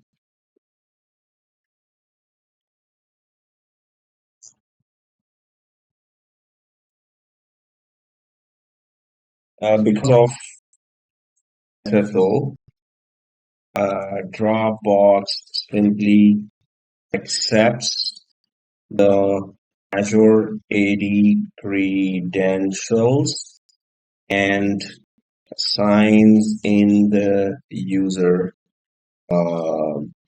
to Dropbox Business. So there are exchange of URLs, but I'll give you the diagram for um, this from Microsoft as well. And that is supposed to be in the URL in the page that Microsoft has created. If not, then oh yeah, this is the page. So I'll give that the Microsoft version of things. I'll just give that there as well. You can just follow this, but yeah, normal steps are user just wants to connect, and Dropbox replies after SSO is done. Dropbox just accepts the credentials of the Azure AD users. Where's one? In So I step put that 4, there. login and logout credentials are from not the service provider, the other side, we call it API or SP is the service provider, and IDP is service provider IDP. is Dropbox, and Dropbox is service provider, and Azure AD is identity provider. It's very mixed up. It's not clear from the who is providing and who is. Okay, then watch the video again, and please do the lab yourself. Then it will be more clear. Just watching once would always be confusing for uh, those who are kind of new to IT as well. So please watch again and watch some more videos from YouTube at how Azure AD connects to uh, SSO to other sites. Yeah, you have to just do more research. I mean, I've gone through the whole lab step by step. So, and I've put the Microsoft documentation. Now it's your part to do all the research and watch some more couple of hundred videos. So you will be understanding the topic. It's not easy to understand in one step or in one go, in one session. So guys, SAML first step is not clear to me. Who is requesting first? Because all the three, URL is written Dropbox. mhm. You see the No, Dropbox.com. see this. What's the process? What's the end user experience? End user experience is that end user wants to connect to Dropbox, right? So end user is supposed to click a URL on Dropbox, and that URL should ask, "Hey, what is your username and password?" So user just puts his or her Azure AD username password and is redirected to Dropbox DB dashboard. So the user experience is just this. But the request, does it go and come back? I will try to explain that. If you're trying to make a logic of what we configured here, so don't go this way because that is going to be then confusing for anyone. Oh, if we have placed this URL first, so means that this is the way the whole login process works. No, this is just information that they needed first. Hey, give me this, give me this, give me this, give me that. So we gave all the information to both sides. This is, if you're making sense that first we go here, then we go here, then we go here. No, this is not the step-by-step process. This is just information gathering. No, I'm just asking who is the identifier? Identifier is IDP is Google Cloud. IDP is the identifier. Yeah, IDP is Google Cloud. I'm just kidding. Yeah, it's Azure Active Directory. Is hey, come on, man, where were you when we were talking about that? IDP is Azure Active Directory, and service provider is Dropbox Business. So Dropbox is providing service is upload files and folders. Suppose that's what they want to do, and users are all sitting in Azure Active Directory, our company. So suppose your company is doing a business with another company who says that, okay, all of our files are in Dropbox, so please ask your users to connect to our Dropbox. So users are going to the Dropbox, but they don't want to remember separate credentials of Dropbox. They just want to remember the credentials that they use to log into Azure Active Directory daily. They just log in from those daily credentials. But now they are inside a totally new application called Dropbox for Business. So IDP or identity provider or username password provider is Azure Active Directory, and services provider is Dropbox for Business. Yeah. My question is, identify, the first box of XAML is first is identifier, second is URL, and third one is sign in. Yeah. So it is not clear who is identifier, means Dropbox identifier or IDP identifier. Whose logins? Dropbox login or IDP login? It's not clear. So okay, yeah, let's try to keep doing this.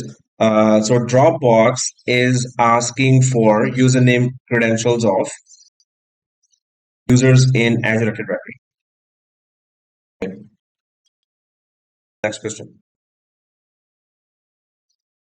And then But, yeah, then IDP provide user credential to Dropbox, right? yeah. The So second step identity is that. provider provides credentials to Dropbox. Dropbox says because we have created a trust relationship between each other, SSO. So I'm accepting that, I'm trusting that you have already authenticated your users. We trust your authentication procedure, and I am letting you log in. I'm not going to use my authentication procedure because of SSO. I trust your authentication procedure. You have already authenticated. You have confirmed that John's username password is what he says it is. So I'm just going to trust blindly that and let you log into my services. Then it will show you that page where the Jim Exactly. enter from that, right? Yes, exactly. In the background, because of SSO, because of the trust relationship, Dropbox just simply trusts the procedure of authentication of Active Directory. But how does the steps go in? I understand the question. I will be looking for a diagram. There are hundreds of those diagrams where what is the first step? What is the second step with arrows? I'll show that. Let me just quickly search that in Azure Active Directory, and then I will show you that after the break or at the end of the class after the. I understand what you're saying, and that step I should have here as well. That first, technically in the background, what happens, then what happens, then what happens, then what happens. So that's a diagram already created by Microsoft's the search engine material. And this is pretty common for all the 3,000 applications. This one diagram. So let's take a break and then come back and continue with other topics. And it's a diagram how SSO works between two. We can Google it as well, and then there will be definitely common steps there shown. But let's take a break and then come back. So 12, 15, 25, 35. Take 12, 15, 35 classes starts again. All right, guys. So let's.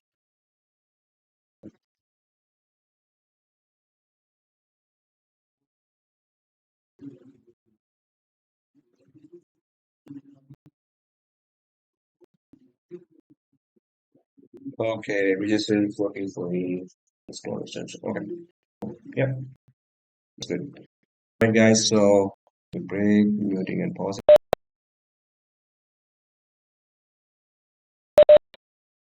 Okay, guys. So let's continue. And yeah, back from the break.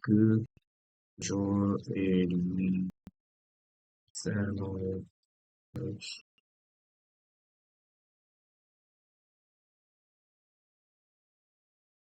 Okay.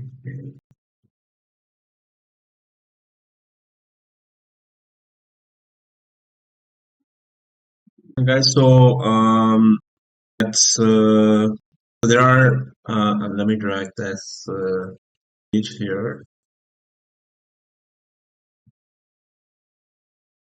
So there are I just put Azure AD SAML steps.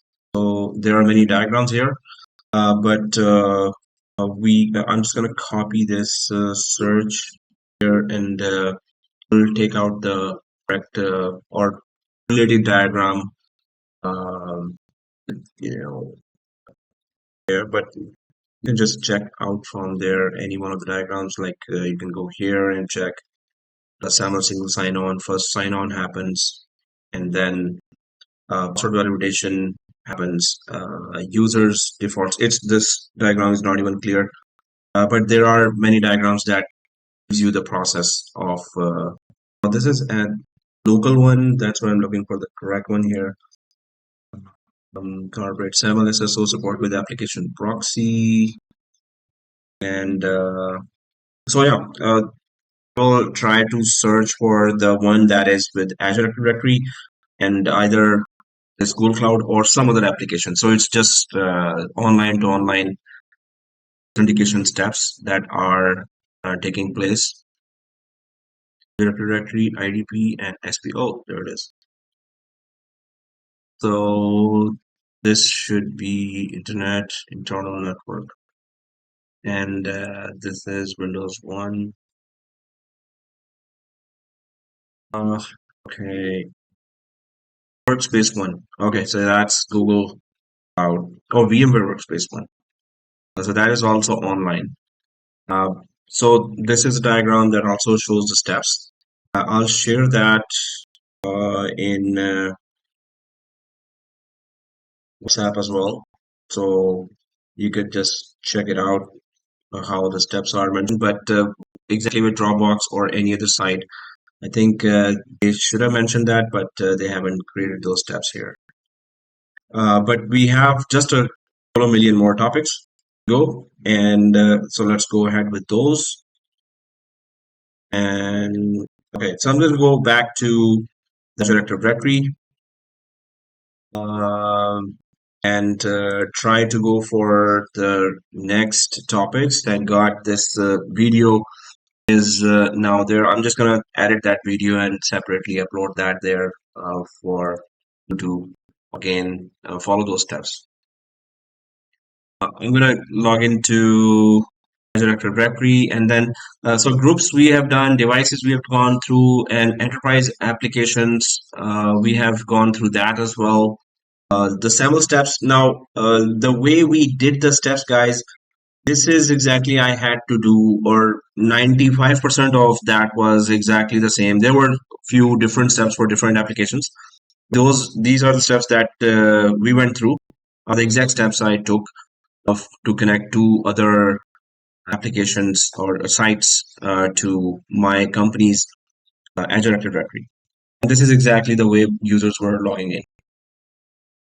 Okay, so yeah, I can see that it's a nice weather outside and students are actually trying to go. So let's carry on with the topics here.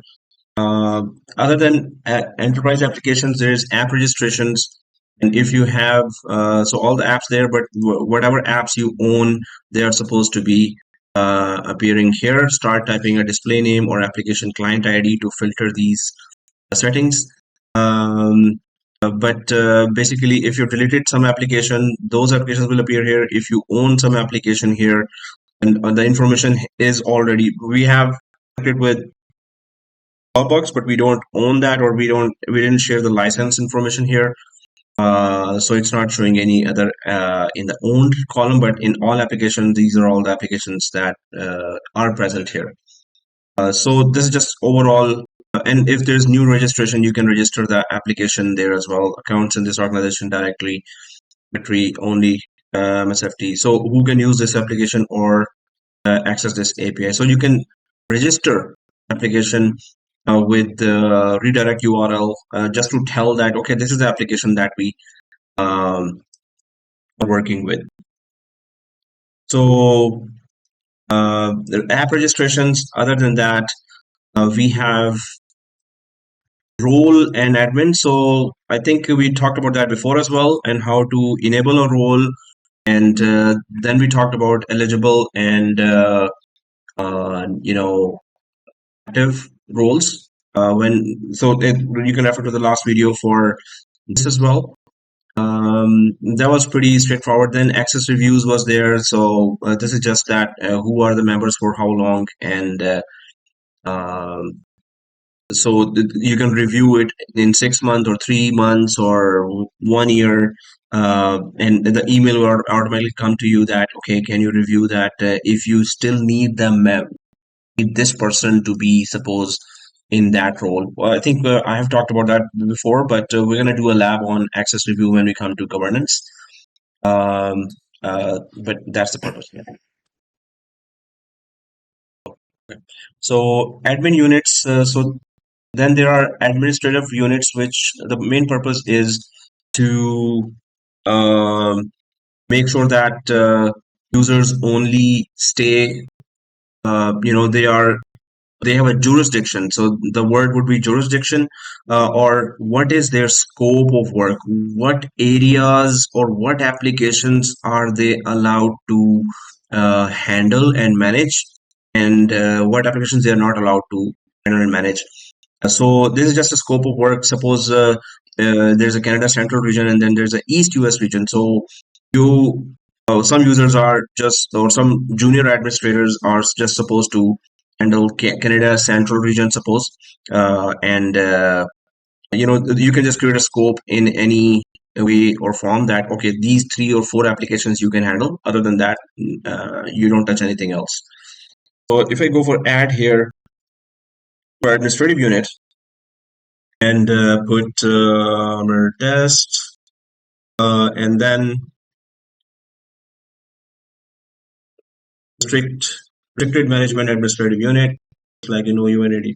So Jamin says in the chat, just like OU in ADDS, yes, organizational units in ADDS also, whichever OU you're added to, and then policies you put, group policies that you put there. So you can only just manage those exactly like that. Concept is exactly the same.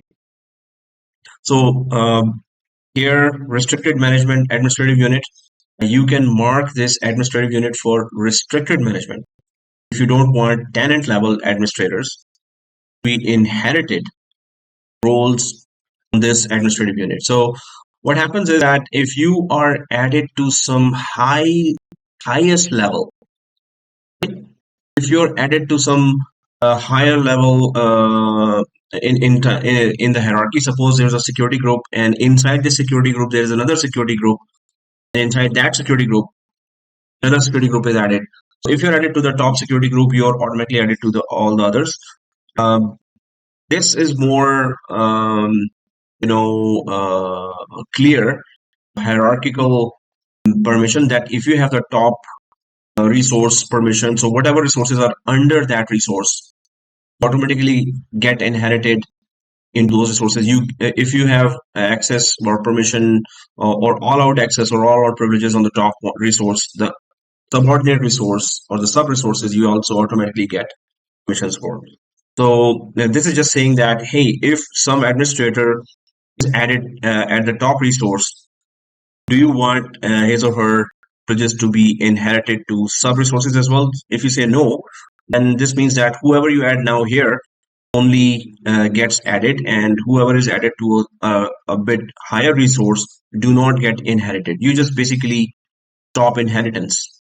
That whoever is the top resource admin should not be also an admin of whatever resources we are about to assign now. Inheritance you're stopping by clicking no.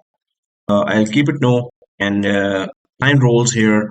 And then there is administrative roles can be used to grant access to Azure AD and other Microsoft services. So whichever roles are restricted to whichever resources, basically a user could be assigned one role. So assigned this, assigned that. So how many users are assigned this role, how many users are assigned that role, you can see from here as well. Suppose I go for groups administrator, somebody can, desktop support guy person can handle only groups but nothing else. So I'll add suppose Alex, and Alex has only groups, can manage, move, add users from groups or create groups or delete groups. That's the role that I'm assigning. So you can see that the assigned list is also there, showing, and overall you can see that users could be added to any of those groups.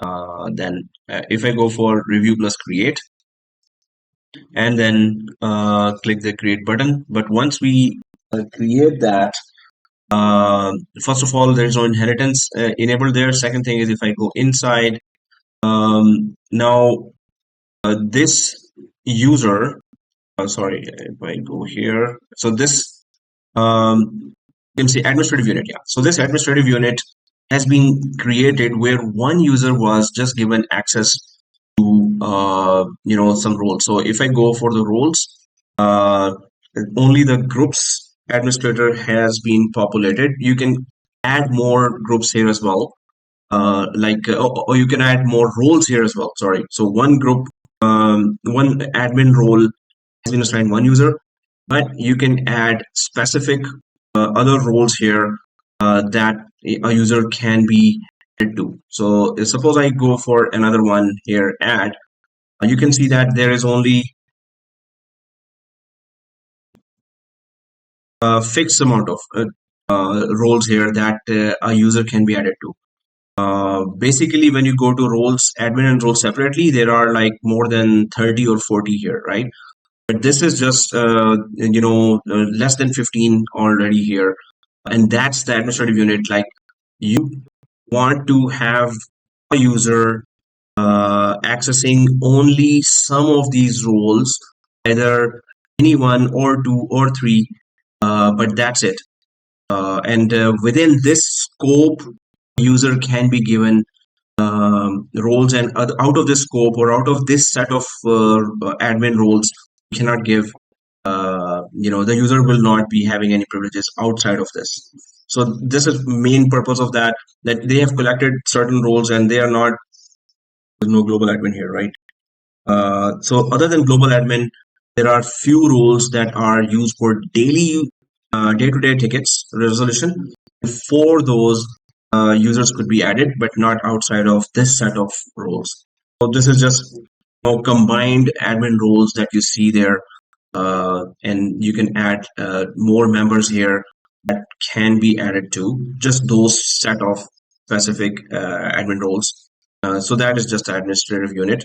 If suppose you say that I have created administrative unit for marketing department, so within that set of admin roles, only those admin roles can be assigned. Other than outside of that, no other roles can be assigned. This is what the administrative unit says, or this is what the scope says, that this is it. Those set of permissions you can give. Other than that, you cannot give anyone. Any users added here in administrative units will know that, okay, it's just those specific roles that user can have. So other than that, there's billing. Billing has licenses. Well, this is pretty straightforward. Like all products, you can see here what you have access to, and you can try by. But when you go to try by, there are only two here. And we went through that, and we found out that we already have enterprise mobility and security, and especially premium 2 we have already because we have E5 developer license. So this is where you can go for more. And if I go for bills here, there's bills. Because you will have to, which is still, within the billing, but it's bills and payments that it took us. You have to, month by month, you have to give invoices to your finance department. So finance department every month ask me, hey, what is our credit card was charged from Microsoft, so can you give me that invoice from here as well? And we have to give that invoice then here. So that's where you come and give the invoices. Purchase services, you want to purchase some more, then this is the area for that. And what comes in our organization? The organization I work in is actually not for profit. It's a government, semi-government organization, but it's not commercial one. So when we told our CSP, cloud service providers, so they gave us the products that are meant for not-for-profit organizations. So if you see some big, some very expensive licenses as well there, so $200, $500, So for not-for-profit, they are like a fraction of those. E5 license is like partially, I guess it's $80 per user per month. So for not-for-profit, it's really, really cheap. But yeah, it's because you have to tell CSP or cloud service providers, hey, we are not for profit. So Microsoft has a totally different plan for them. Okay. Anyway, your products here. So these are your products. Pretty straightforward. Nothing, difficult here.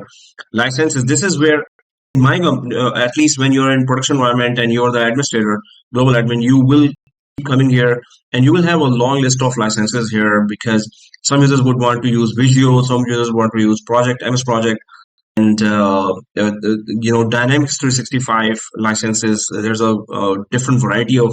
There's a finance module there in Dynamics 365. There's a customer engagement license module there. So you can add any of those here. So you will have a long list here, and then you will check that how many licenses have been used up for which product.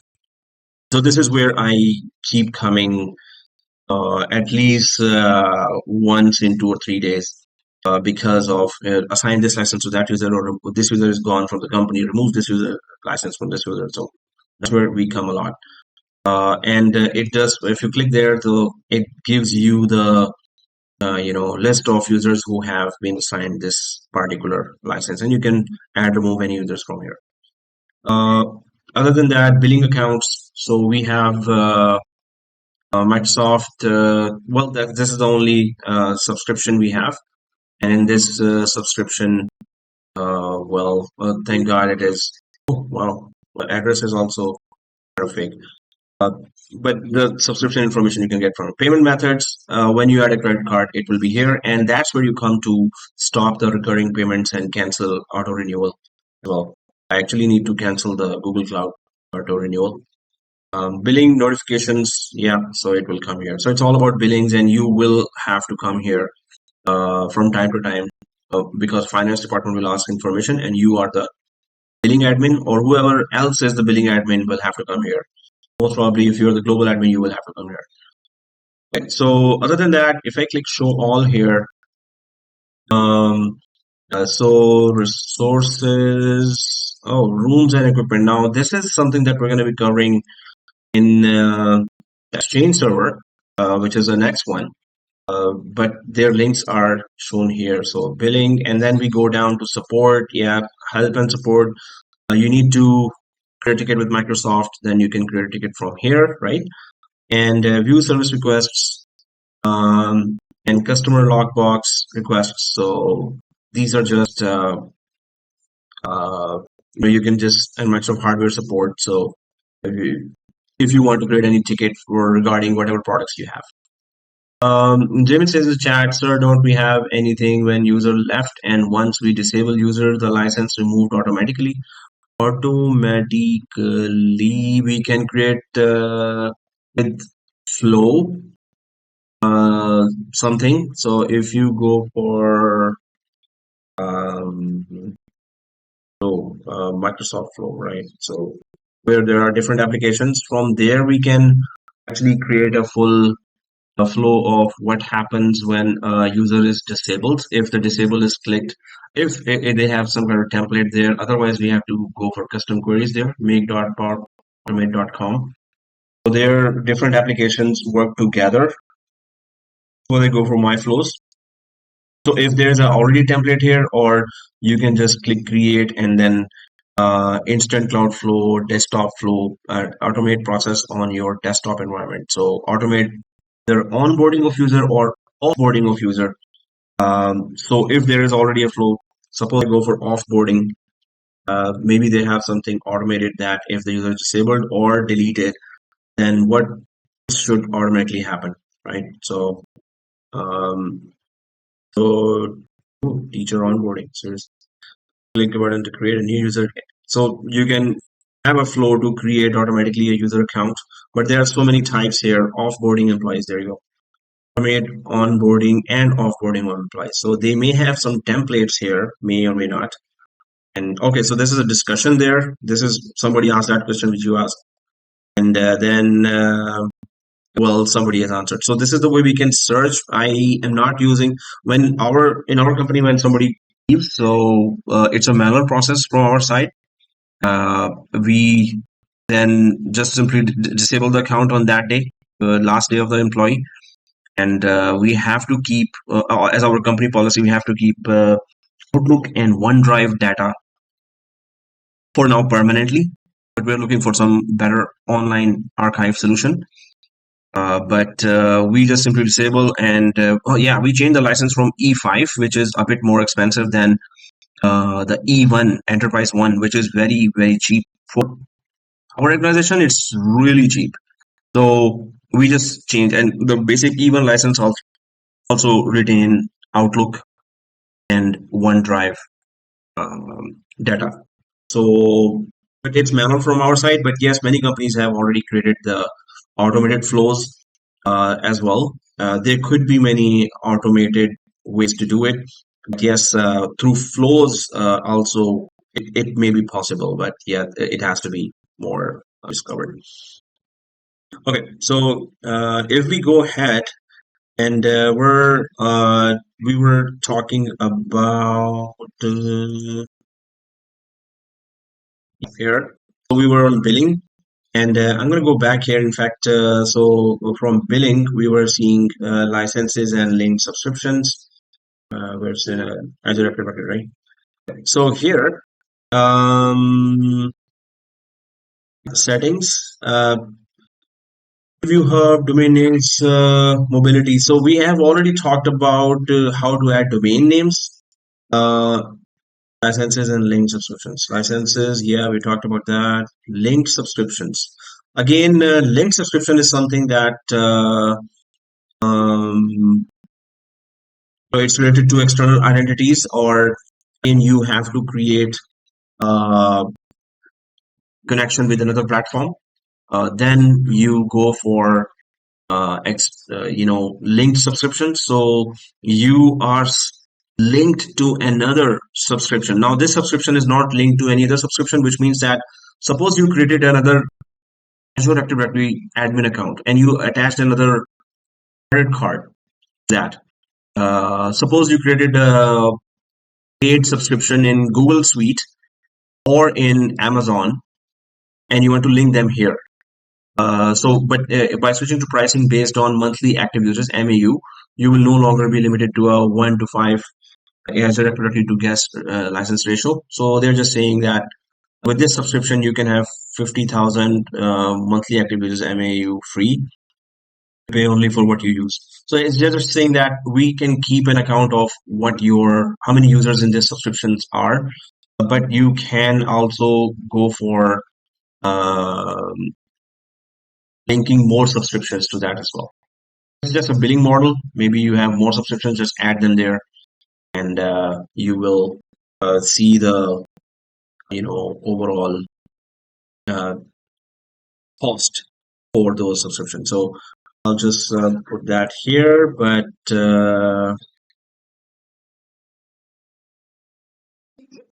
it's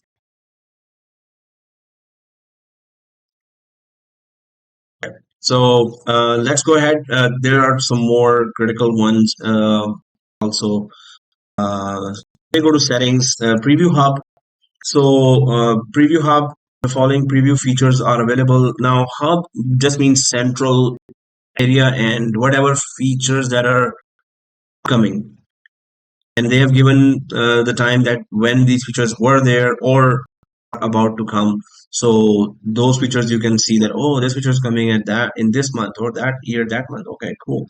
But yeah, so this is just for all the features that are in preview or not yet commercialized or were in preview before. Domain names, we already know how to add a domain to a tenant. So nothing much here. Mobility is MDM and MAM. So this is a full course, separate course. Intune, and it's going to be really excited and tough as well and tricky. So we're going to be going to that. We're going to be connecting. Actually, Intune is already at it, and this is the course that we're going to be doing. But the thing is that if you want to suppose go to add application, so all the other MDMs as well you can see in the market. Now you must, well, it's not a must thing, but like you should know at least any one MDM, mobile device management, MDM. It means you can handle remotely all the company devices from one dashboard, and you can send a remote format if suppose the device is stolen something, or you want to send security policies and latest patches to applications in the devices. There's a pretty um, it gets pretty complicated as well. So that's why a full course is added here as well. This set of courses. So anyway, Microsoft's Intune is there and it's very powerful itself. You don't really need to go for any third party. Microsoft's own Intune is so good. Okay, protect and secure. So obviously this course will be upcoming, and then I'll show you how to connect Microsoft Intune if we had to connect there to directory. Protect and secure. There is identity protection here. Identity protection is that obviously the identity is username, password, or credentials. And protection. How do you really protect username, password? So this is kind of first line of defense there now. From end users, your whole company could be taken down, could be bankrupted. Just end users. If they click some wrong link, it comes down to only that, the phishing that is called.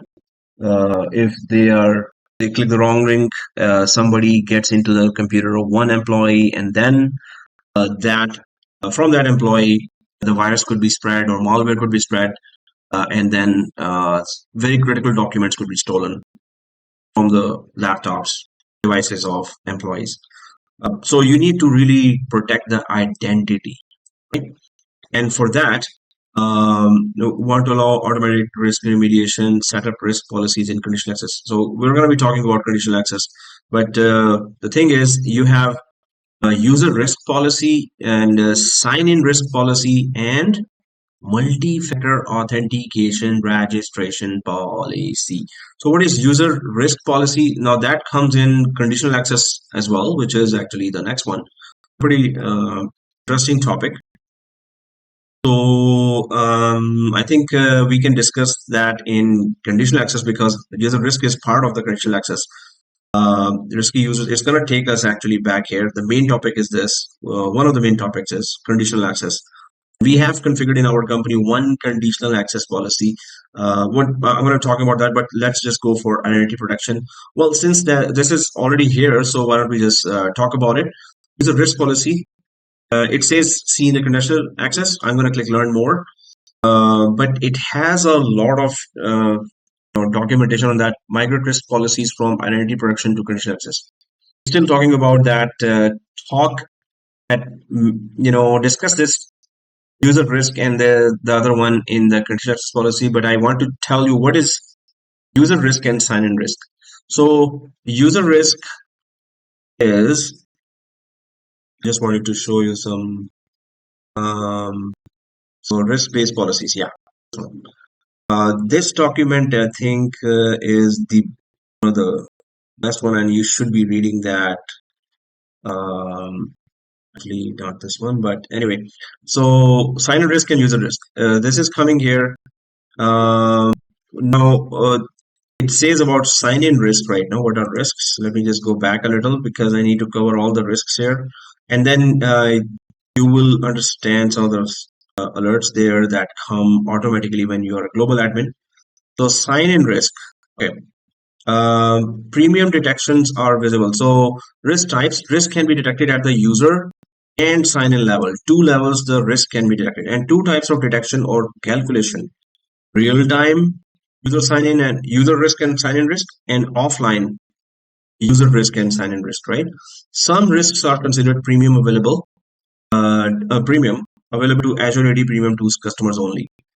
Make sure that you have Directory Premium 2 in your organization, while others are available to free and Azure AD Premium 1 customers as well. So a sign-in risk represents what? The probability that a given authentication request is authorized by the identity owner. So somebody requested an authentication. Some users sent an authentication request that please authenticate me, please check my user, please check my credentials, or do I belong to this? But it's actually not really an authorized one. The actual user did not ask for be authenticated. Someone else posing at that as that user actually asked for authentication. It could be that risk activity can be detected for a user that isn't linked to a specific malicious sign-in, but to the user itself. So when we say risky activity can be detected for a user that isn't linked to a specific malicious sign-in. So there is a malicious sign-in as well, but the main thing is the user itself. Suppose John is asking to log in, right? But there are some suspicious activity. There are some suspicious circumstances in which John is asking for authentication. Hey, please check my username password. So what are those suspicious, uh, events, or these are all written here, that why would we think that user John suppose requested to sign in, but why do we think it is suspicious? So then they give a reason that if any of these reasons happen, this means that although we know that user John is our user, we think that this is an unauthorized request. Actual user John did not request it. It could be a hacker posing as user John. Now, so this is what risky sign-in, and then real-time detections may not show up in reporting for up to 5 to 10 minutes. Offline detections may not show up in 48 hours until reporting for 48 hours.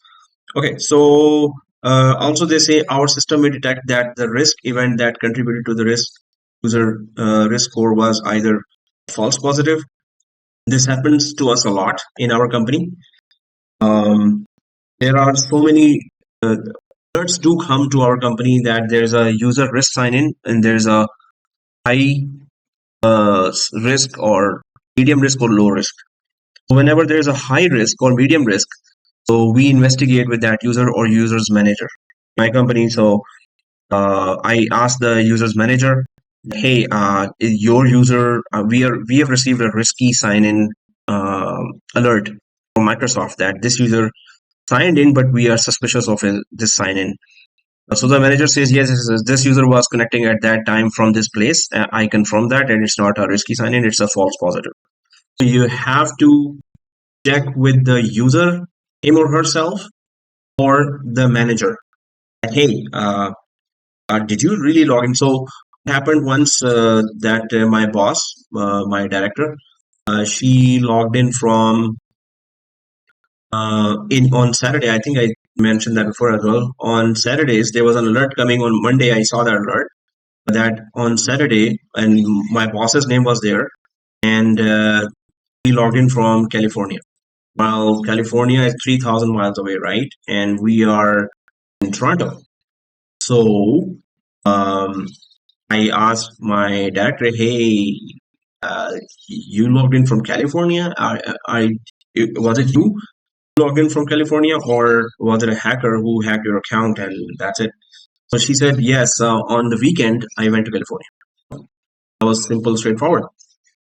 But yes, Microsoft thought that this user always have been logging in from Toronto.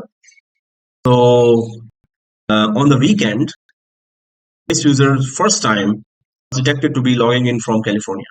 So they raised that this is a suspicious alert that user is far away from Toronto, where he or she regularly logged in, and they considered it suspicious, and they sent us that alert so we could confirm that. We could have ignored that as well. It's a weekend, and obviously she could have gone there. I had to ask her that, hey, was it you, or was it someone else who logged in from your account from California? So it is possible as well, right? So those are false positives, and you have to confirm with your with that user. And it happened in our company that I asked that, hey, was it you? And the user said no. I was like, whoa. Suppose, question to you. Suppose a user who always logs in from Toronto, and you got the report that the user actually logged in from California, and you ask the user says no, I never logged in from California. So what do? Anyone can tell me? What are you supposed to do first? The first step. Response.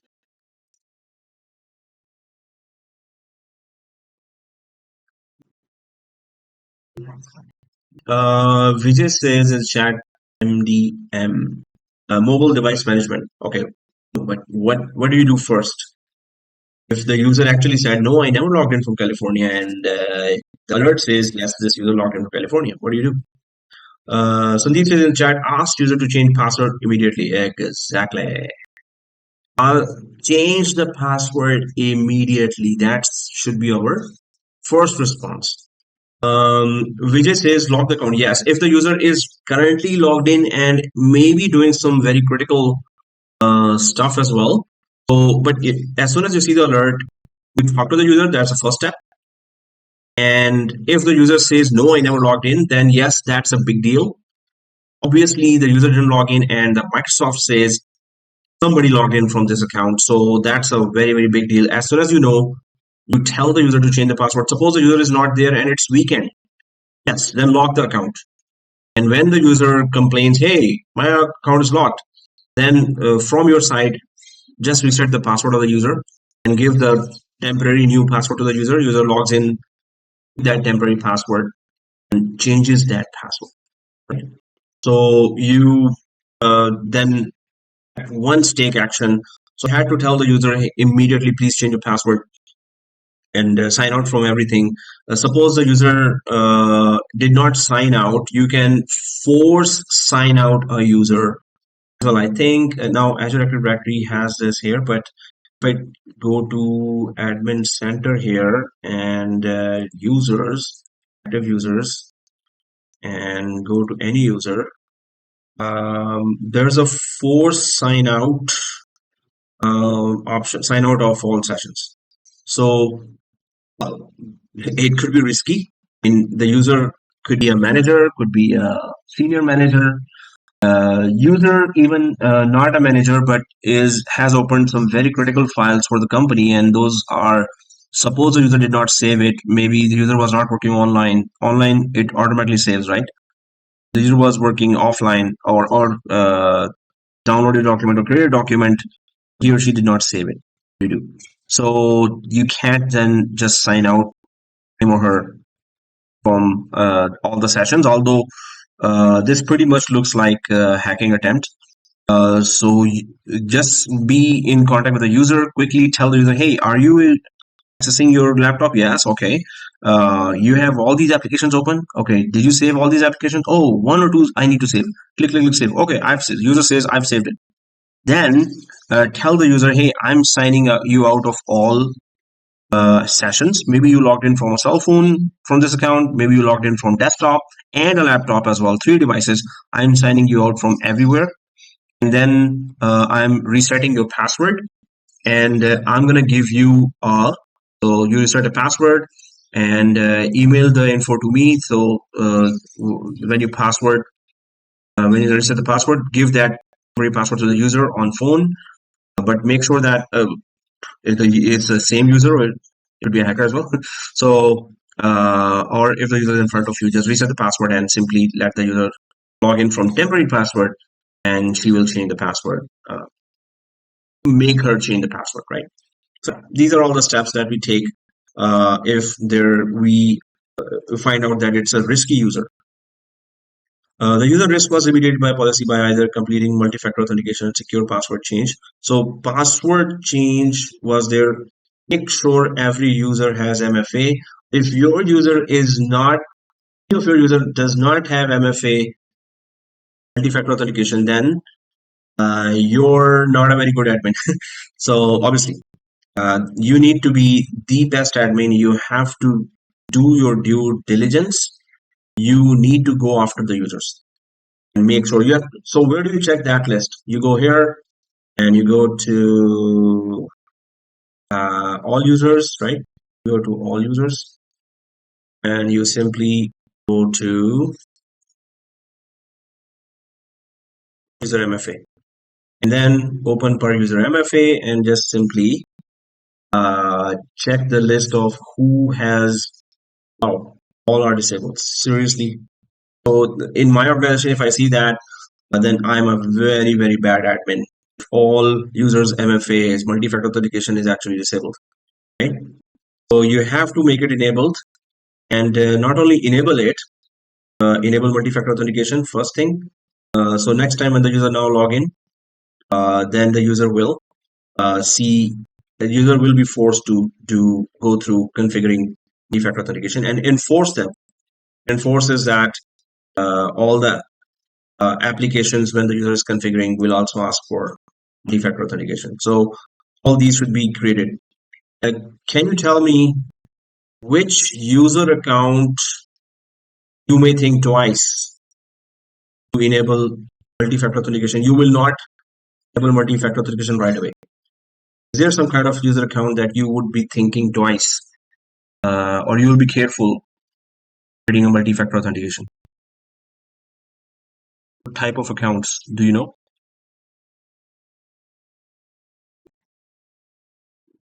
There are specific type of accounts that you may not create multi-factor authentication for.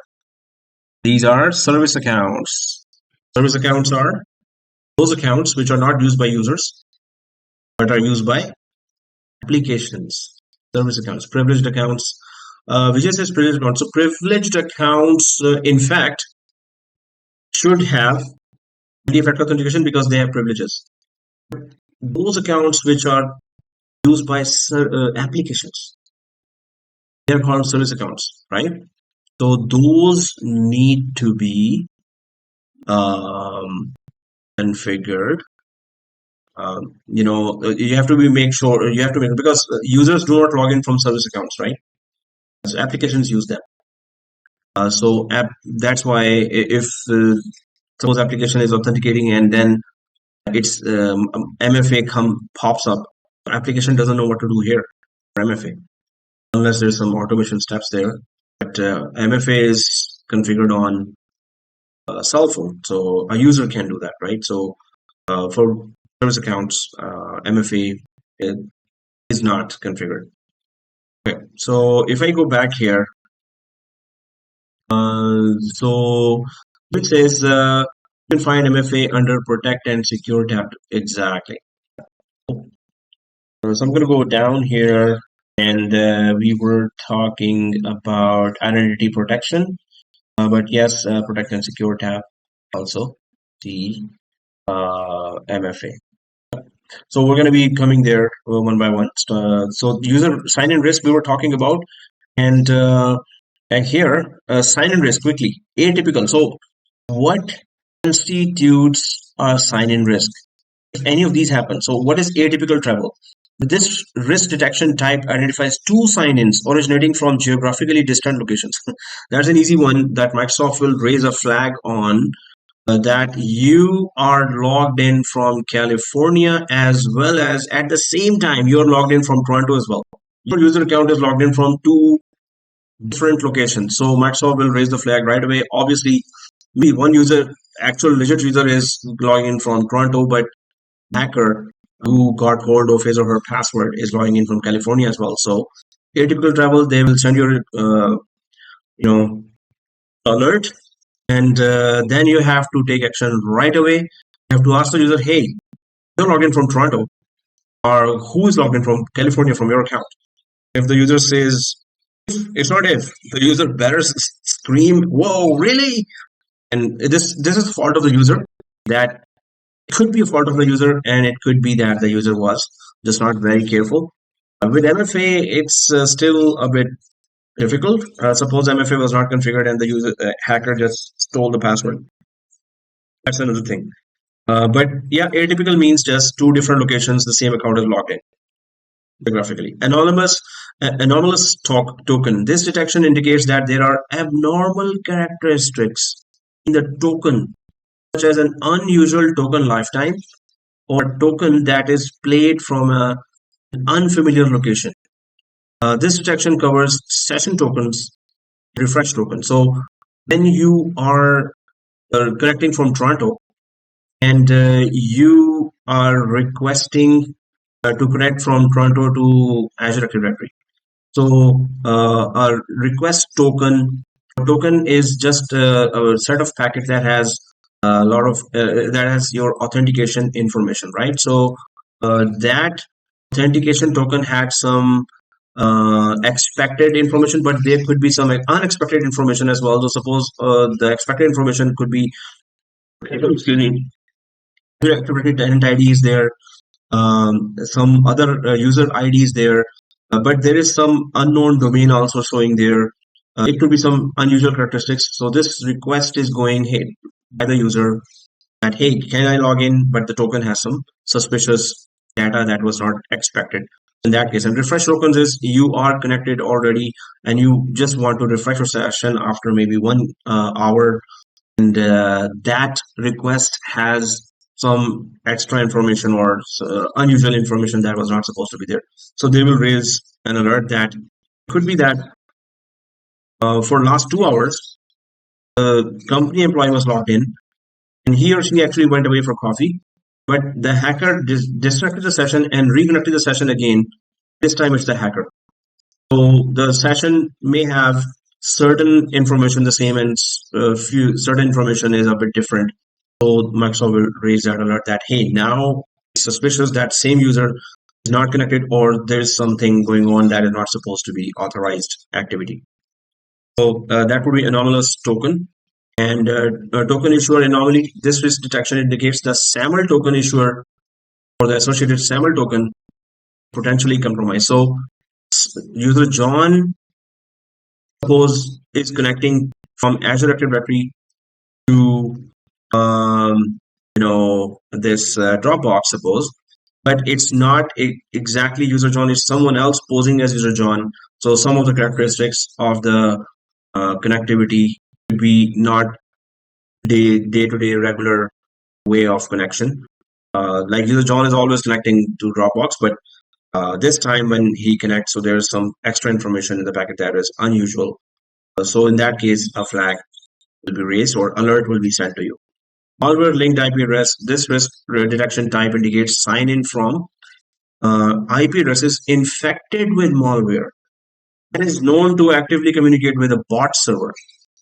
So Microsoft keeps an eye on the dark web. Dark web is anyone knows which browser is used to access dark web? Which browser is used to access dark web? Or Onion. yes. So Onion browser, Tor browser actually. So Tor browser. So with that, and then also Onion sites that are there that are actually dark websites, and all illegal activity goes on there. So be very careful when you're connecting from your PC, because now what I was gonna say is that Microsoft keeps an eye on the dark web and tries to gather information of all the IP addresses connecting to the dark web, and it keeps a database of those IP addresses that are offering services on the dark web. Also, if somebody cracked a huge amount of passwords of certain company and is selling on dark web, so Microsoft, poses as a dark web buyer, and Microsoft's employees or whoever they hire, they are in dark web as the dealers or buyers, and then they know information that, oh, there are some passwords and this is a list of passwords. They even buy some huge lists that are on sale, and then they check that if any of those passwords are from Microsoft users, then they inform those companies, hey, your passwords are in the dark web now. So they have a huge network. Legit companies keep an eye on the dark web. what's going on in order to protect themselves. Right? So if there is a IP address linked to dark web, they will then raise suspicion. The alert will be sent. This is the same IP that was used in dark web access, and this is the same IP from which a user is now logging into your infrastructure. So you can take very strict actions on that. Suspicious browser detection indicates anomalous behavior based on suspicious sign-in activity across multiple tenants from different countries in the same browser. So people are connecting from different countries from the same. So my browser is there, but somebody from any desk was connected remotely to my machine and using my browser while I'm using my browser. And someone from who had connected from different country to my machine and then connect using their browser, so they can detect that too. They will raise an alert. Unfamiliar sign-in properties. So this risk detection type considers past sign-in history to look for anomalous sign-ins. System stores information about previous sign-ins and triggers a risk detection when a sign-in occurs with properties that are unfamiliar to the user.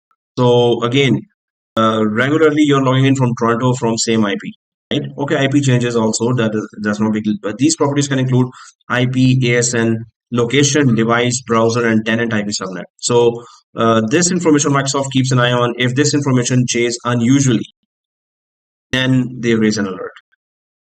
Malicious IP address, this detection indicates sign in from a malicious IP address. So they keep an eye on the malicious IP addresses as soon as, and there are many databases across the planet which are checking that attacks happen from some IP address and that was reported by the user, and then they add that IP to their list that an attack happened to that, and then they share the list with all other databases as well.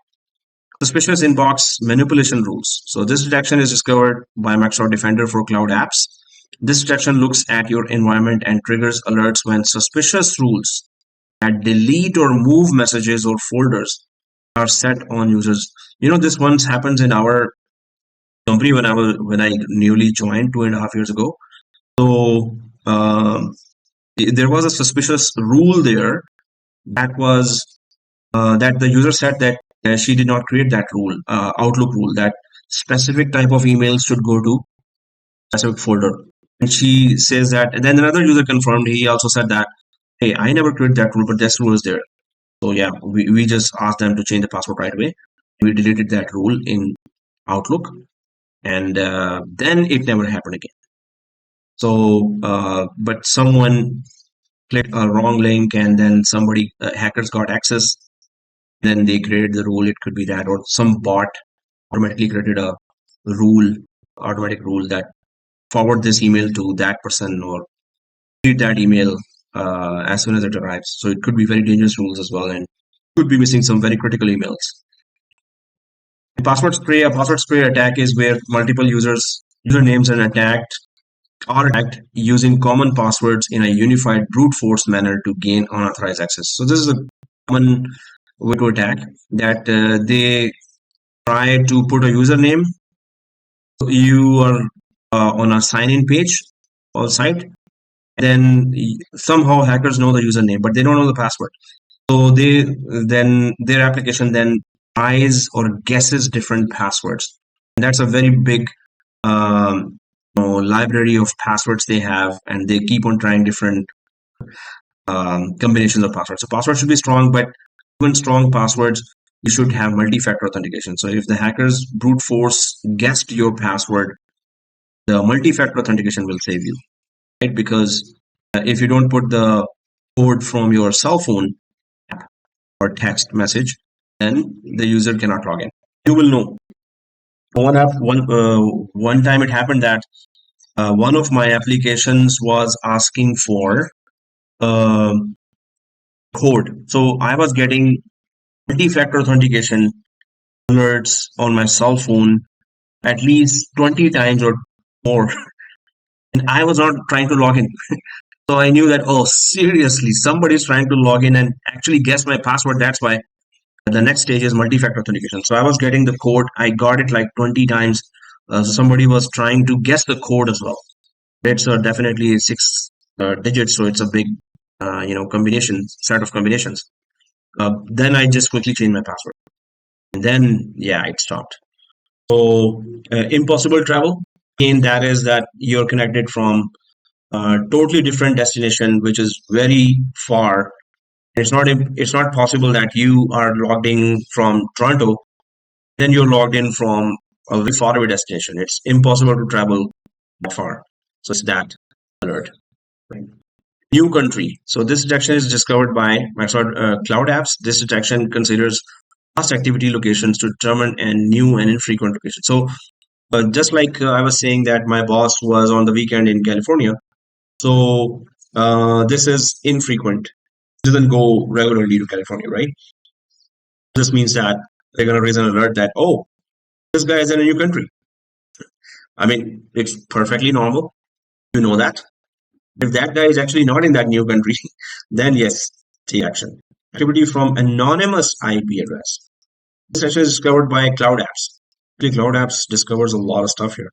This section identifies that users were active from an IP address that has been identified as an anonymous proxy IP address. These are Cloud Apps. Admin Center. Then go to security.microsoft.com. Login, security.microsoft.com. And if I have the subscription to that, it's still loading, but I hope the Cloud Apps is there in my subscription if I have added that. What? Not showing anything. Okay. So Defender, I haven't. No. Either it's loading. Yeah, it's still loading. Okay. This is the Cloud Apps. So in security.microsoft.com, Cloud Apps is a section where it discovers all the apps in your organization, and then it checks that what is the threat, who has connected to your app from where. So it gives you all the threats there. So it's in security.microsoft.com, right? So yeah, we were completing that list. So it does say that this is Cloud Apps. So you have to keep an eye on the Cloud Apps and what are the alerts created by Cloud Apps, right? So activity for anonymous IP, if there's the IP is totally anonymous, proxy IP, sometimes they use proxy software. Proxy software anonymizes your IP. So you don't know you are using proxy, you're connected to some site. That site not know your IP. Then they say that, okay, some hacker is trying to do that. Suspicious inbox forwarding. So somebody is forwarding emails of the company to a private email. So Cloud Apps will detect that too. Mass access to sensitive files. So this action is covered by Defender for Cloud Apps. Wow, man, seriously. 5 types of attacks. These are all done by Cloud Apps. And you know what? Cloud Apps is just obviously configured for us, but I don't know much there. Although we are creating an alert system that any critical alerts from Cloud Apps should be emailed to us. Don't go to the dashboard. After going through this again now, I am reminded that I should be checking my Defender for Cloud Apps daily because so many threats are reported there. And if I don't visit that and there's no alert as well from coming from there, then I'm totally blind of some attacks that are happening. Anyway, mass access. This detection is discovered by this. This detection looks at your environment and triggers alerts when users access multiple files from SharePoint or Microsoft OneDrive. An alert is triggered only if the number of access files is uncommon for the user, and files might contain sensitive information. So, okay. Mass access to sensitive files. Yeah, this is just to a large amount of files somebody is accessing, and if it is uncommon. Identified threat actor IP real time. This risk detection type indicates sign-in activity that is inconsistent with known IP addresses associated with nation-state actors or cybercrime groups based on Microsoft Threat Intelligence Center (MSTIC). So if from suppose North Korea or some other country, there are attacks happening. So no, it will Microsoft has already in Threat Detection Center, Intelligence Center, alerts that will send you that okay, someone connected to your organization from this country. So yeah, this is premium sign-in risk. Then there are user risk detections, possible attempt to access primary refresh token, anomalous user activity, user reported suspicious activity. You can just read all that, but this is a very very important page, and you will have to refer to it in your job environment as well. And before going to any interview, extended identity. Okay, so that was active directory external. Okay, external ID. This was, but I'm just putting there a user risk, uh, information page. So this is very important page for you to have it with you and to really work on it. Like keep an eye on that, or at least read it once or twice.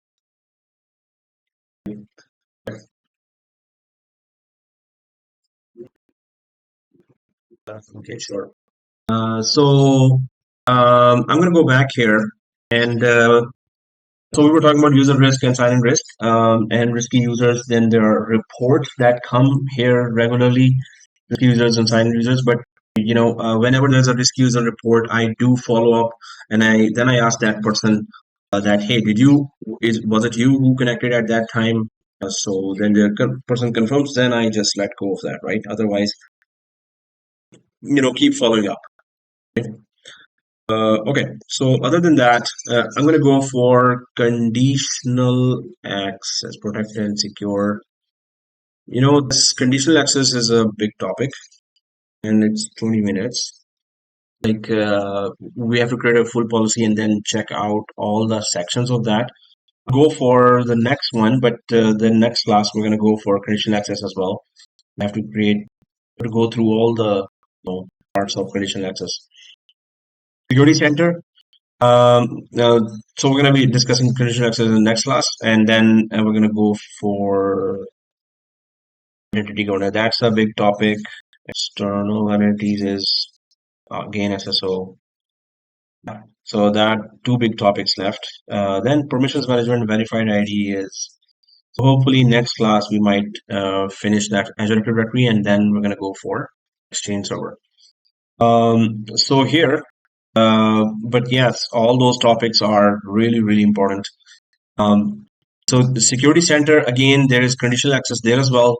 Conditional access just means that there are several conditions, certain conditions that you have to fulfill in order to have access.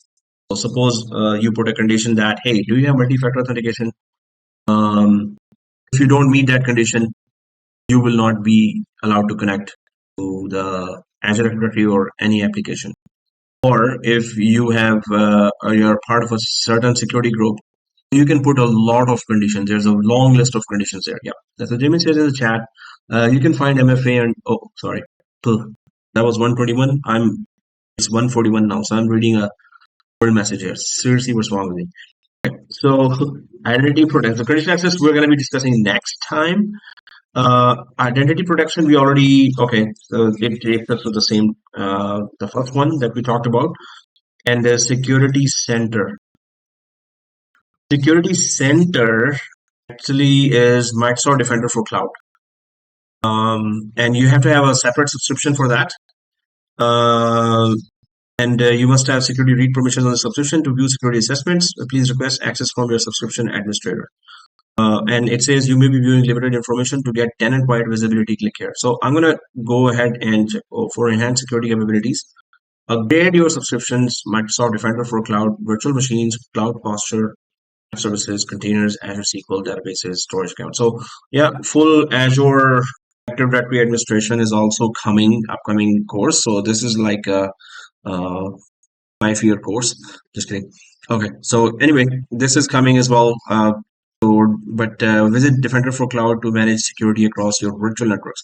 Now, this security center is protecting all the virtual machines. We don't have virtual machines right now. Virtual networks, we don't have that right now.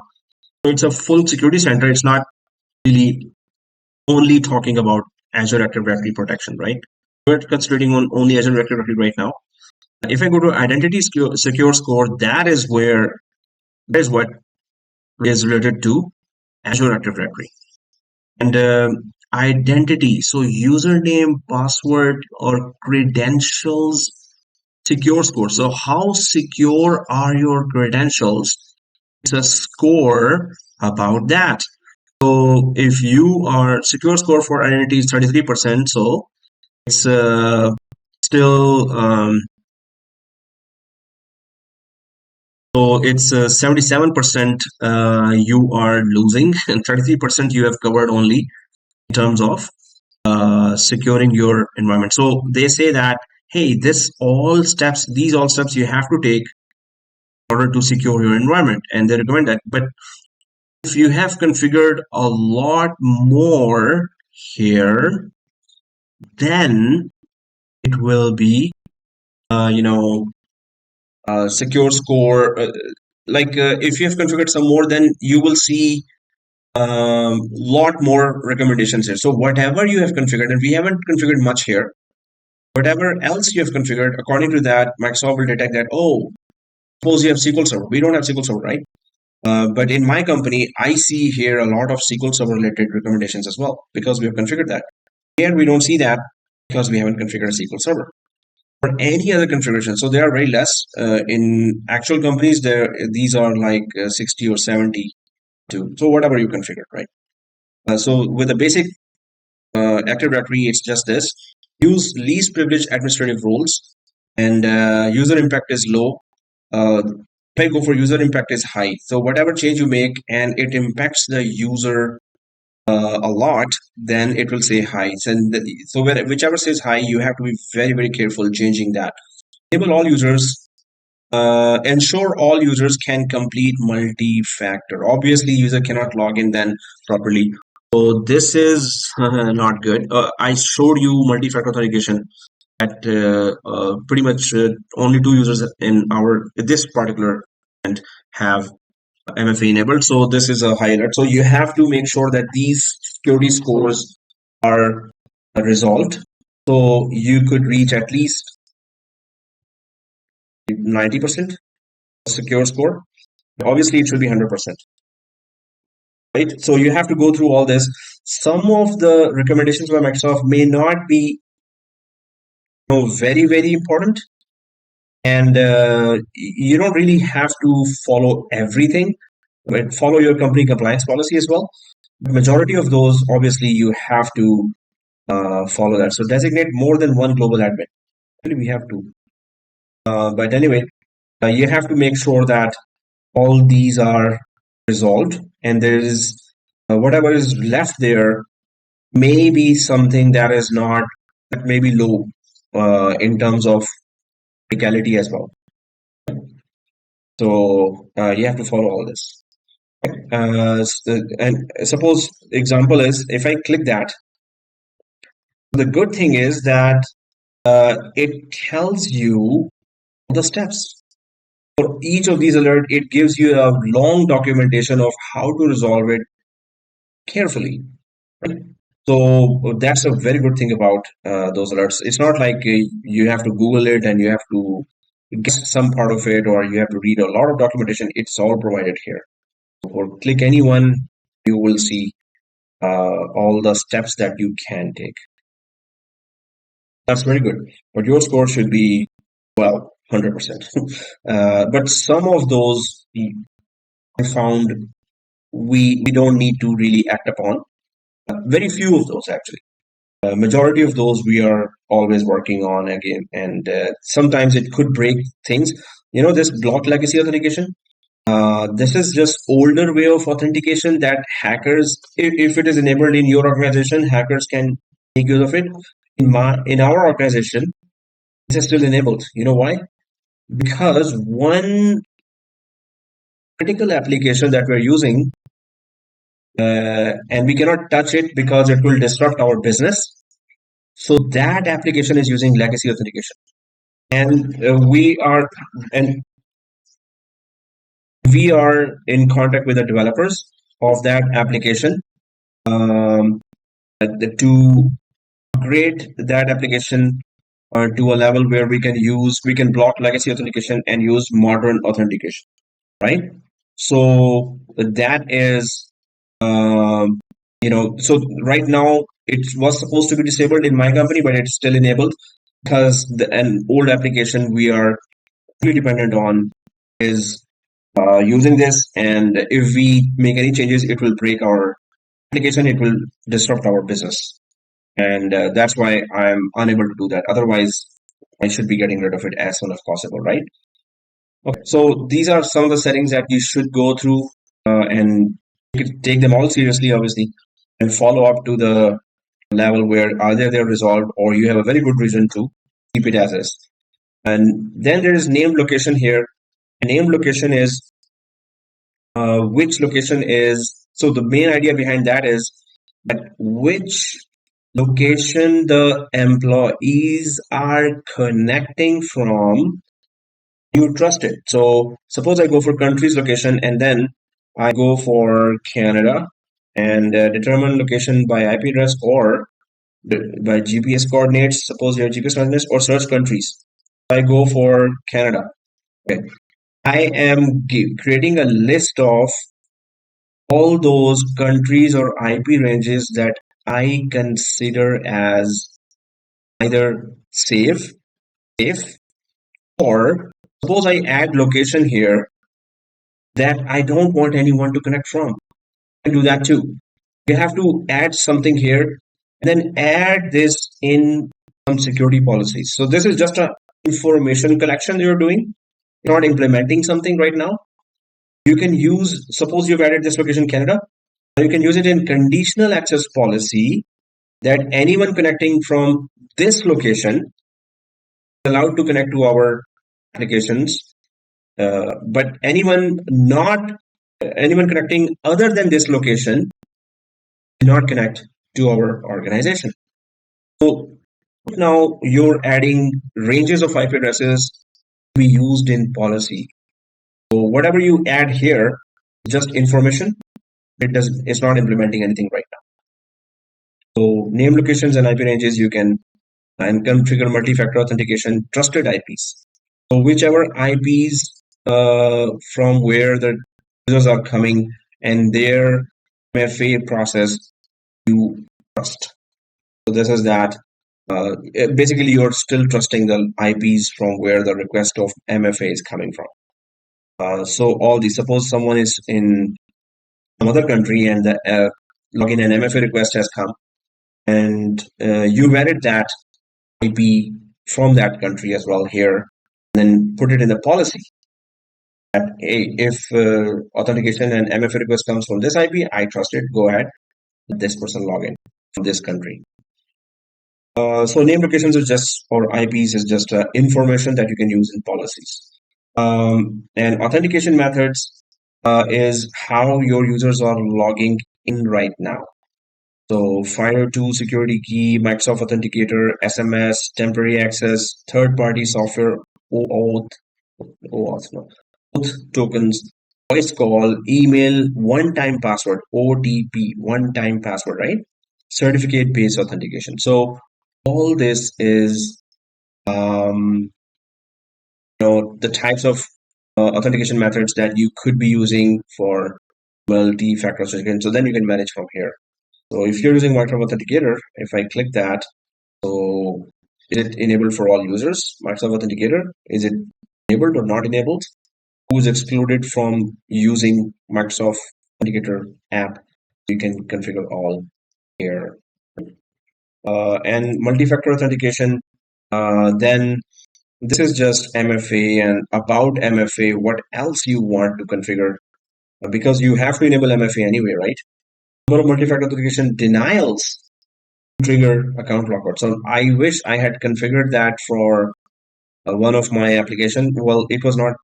I was telling you, right, that I received 20 more alerts on my phone or multi-factor authentication. That what is the code? Somebody was trying to just log into my account, but it was not Microsoft account. But in Microsoft, it's a good idea to put, if somebody is trying again and again 10 or 15 or 20, maybe 20 you can put, but 20 is too much. That hacker is trying to alert to log into you. So he or she guessed your password. Now only MFA is stopping them from logging into your account. You can put a limit to that. After that, account is locked out. Nobody can log in. Then only administrator can unlock it. Right? Minutes until account lockout counter is reset. So after that, how many minutes after that you can try logging in again? And then minutes until account is automatically unblocked. So when it is unblocked as well. So you can just put all those limits here. Multi-factor authentication. So I'll discard here, but it reminds me of checking this setting on my company's Azure AD again now. So I'll be, hopefully on Monday, I will be checking this certification, this setting as well. Block, unblock users. And yeah, if some users were blocked because of the multi-factor authentication failure, then just come here and unblock them as well. And fraud alert. So allow users to submit fraud alerts. So somebody is trying to connect and turn it on, and it will be a fraud alert, right? So guys, this is kind of well, we have a lot more. So we're going to talk about all this. We're going to continue with this and conditional access as well. So we're going to continue with this because there are some more detailed explanation I need to give, and it's nearly the time. So have a nice weekend, and see you next class. And please repeat the SAML lab. First of all, this one that we did. And actually, if you were successful while you were repeating that, so go for one other. And this is exactly the same process for everyone. I gave you the link where 3,000 plus applications, those steps are mentioned. The shortcut would be what? Just go for YouTube. So, how to connect Google G Suite with Azure AD, and just search a step-by-step YouTube video for that and follow that. And you would be like, if you do that, I mean, this is a big thing that in resume when you put, you have done SSO. So that really catches attention that, okay, you're an advanced user. This means. Guys, see you next time, and bye. I'll stop the video. And okay, so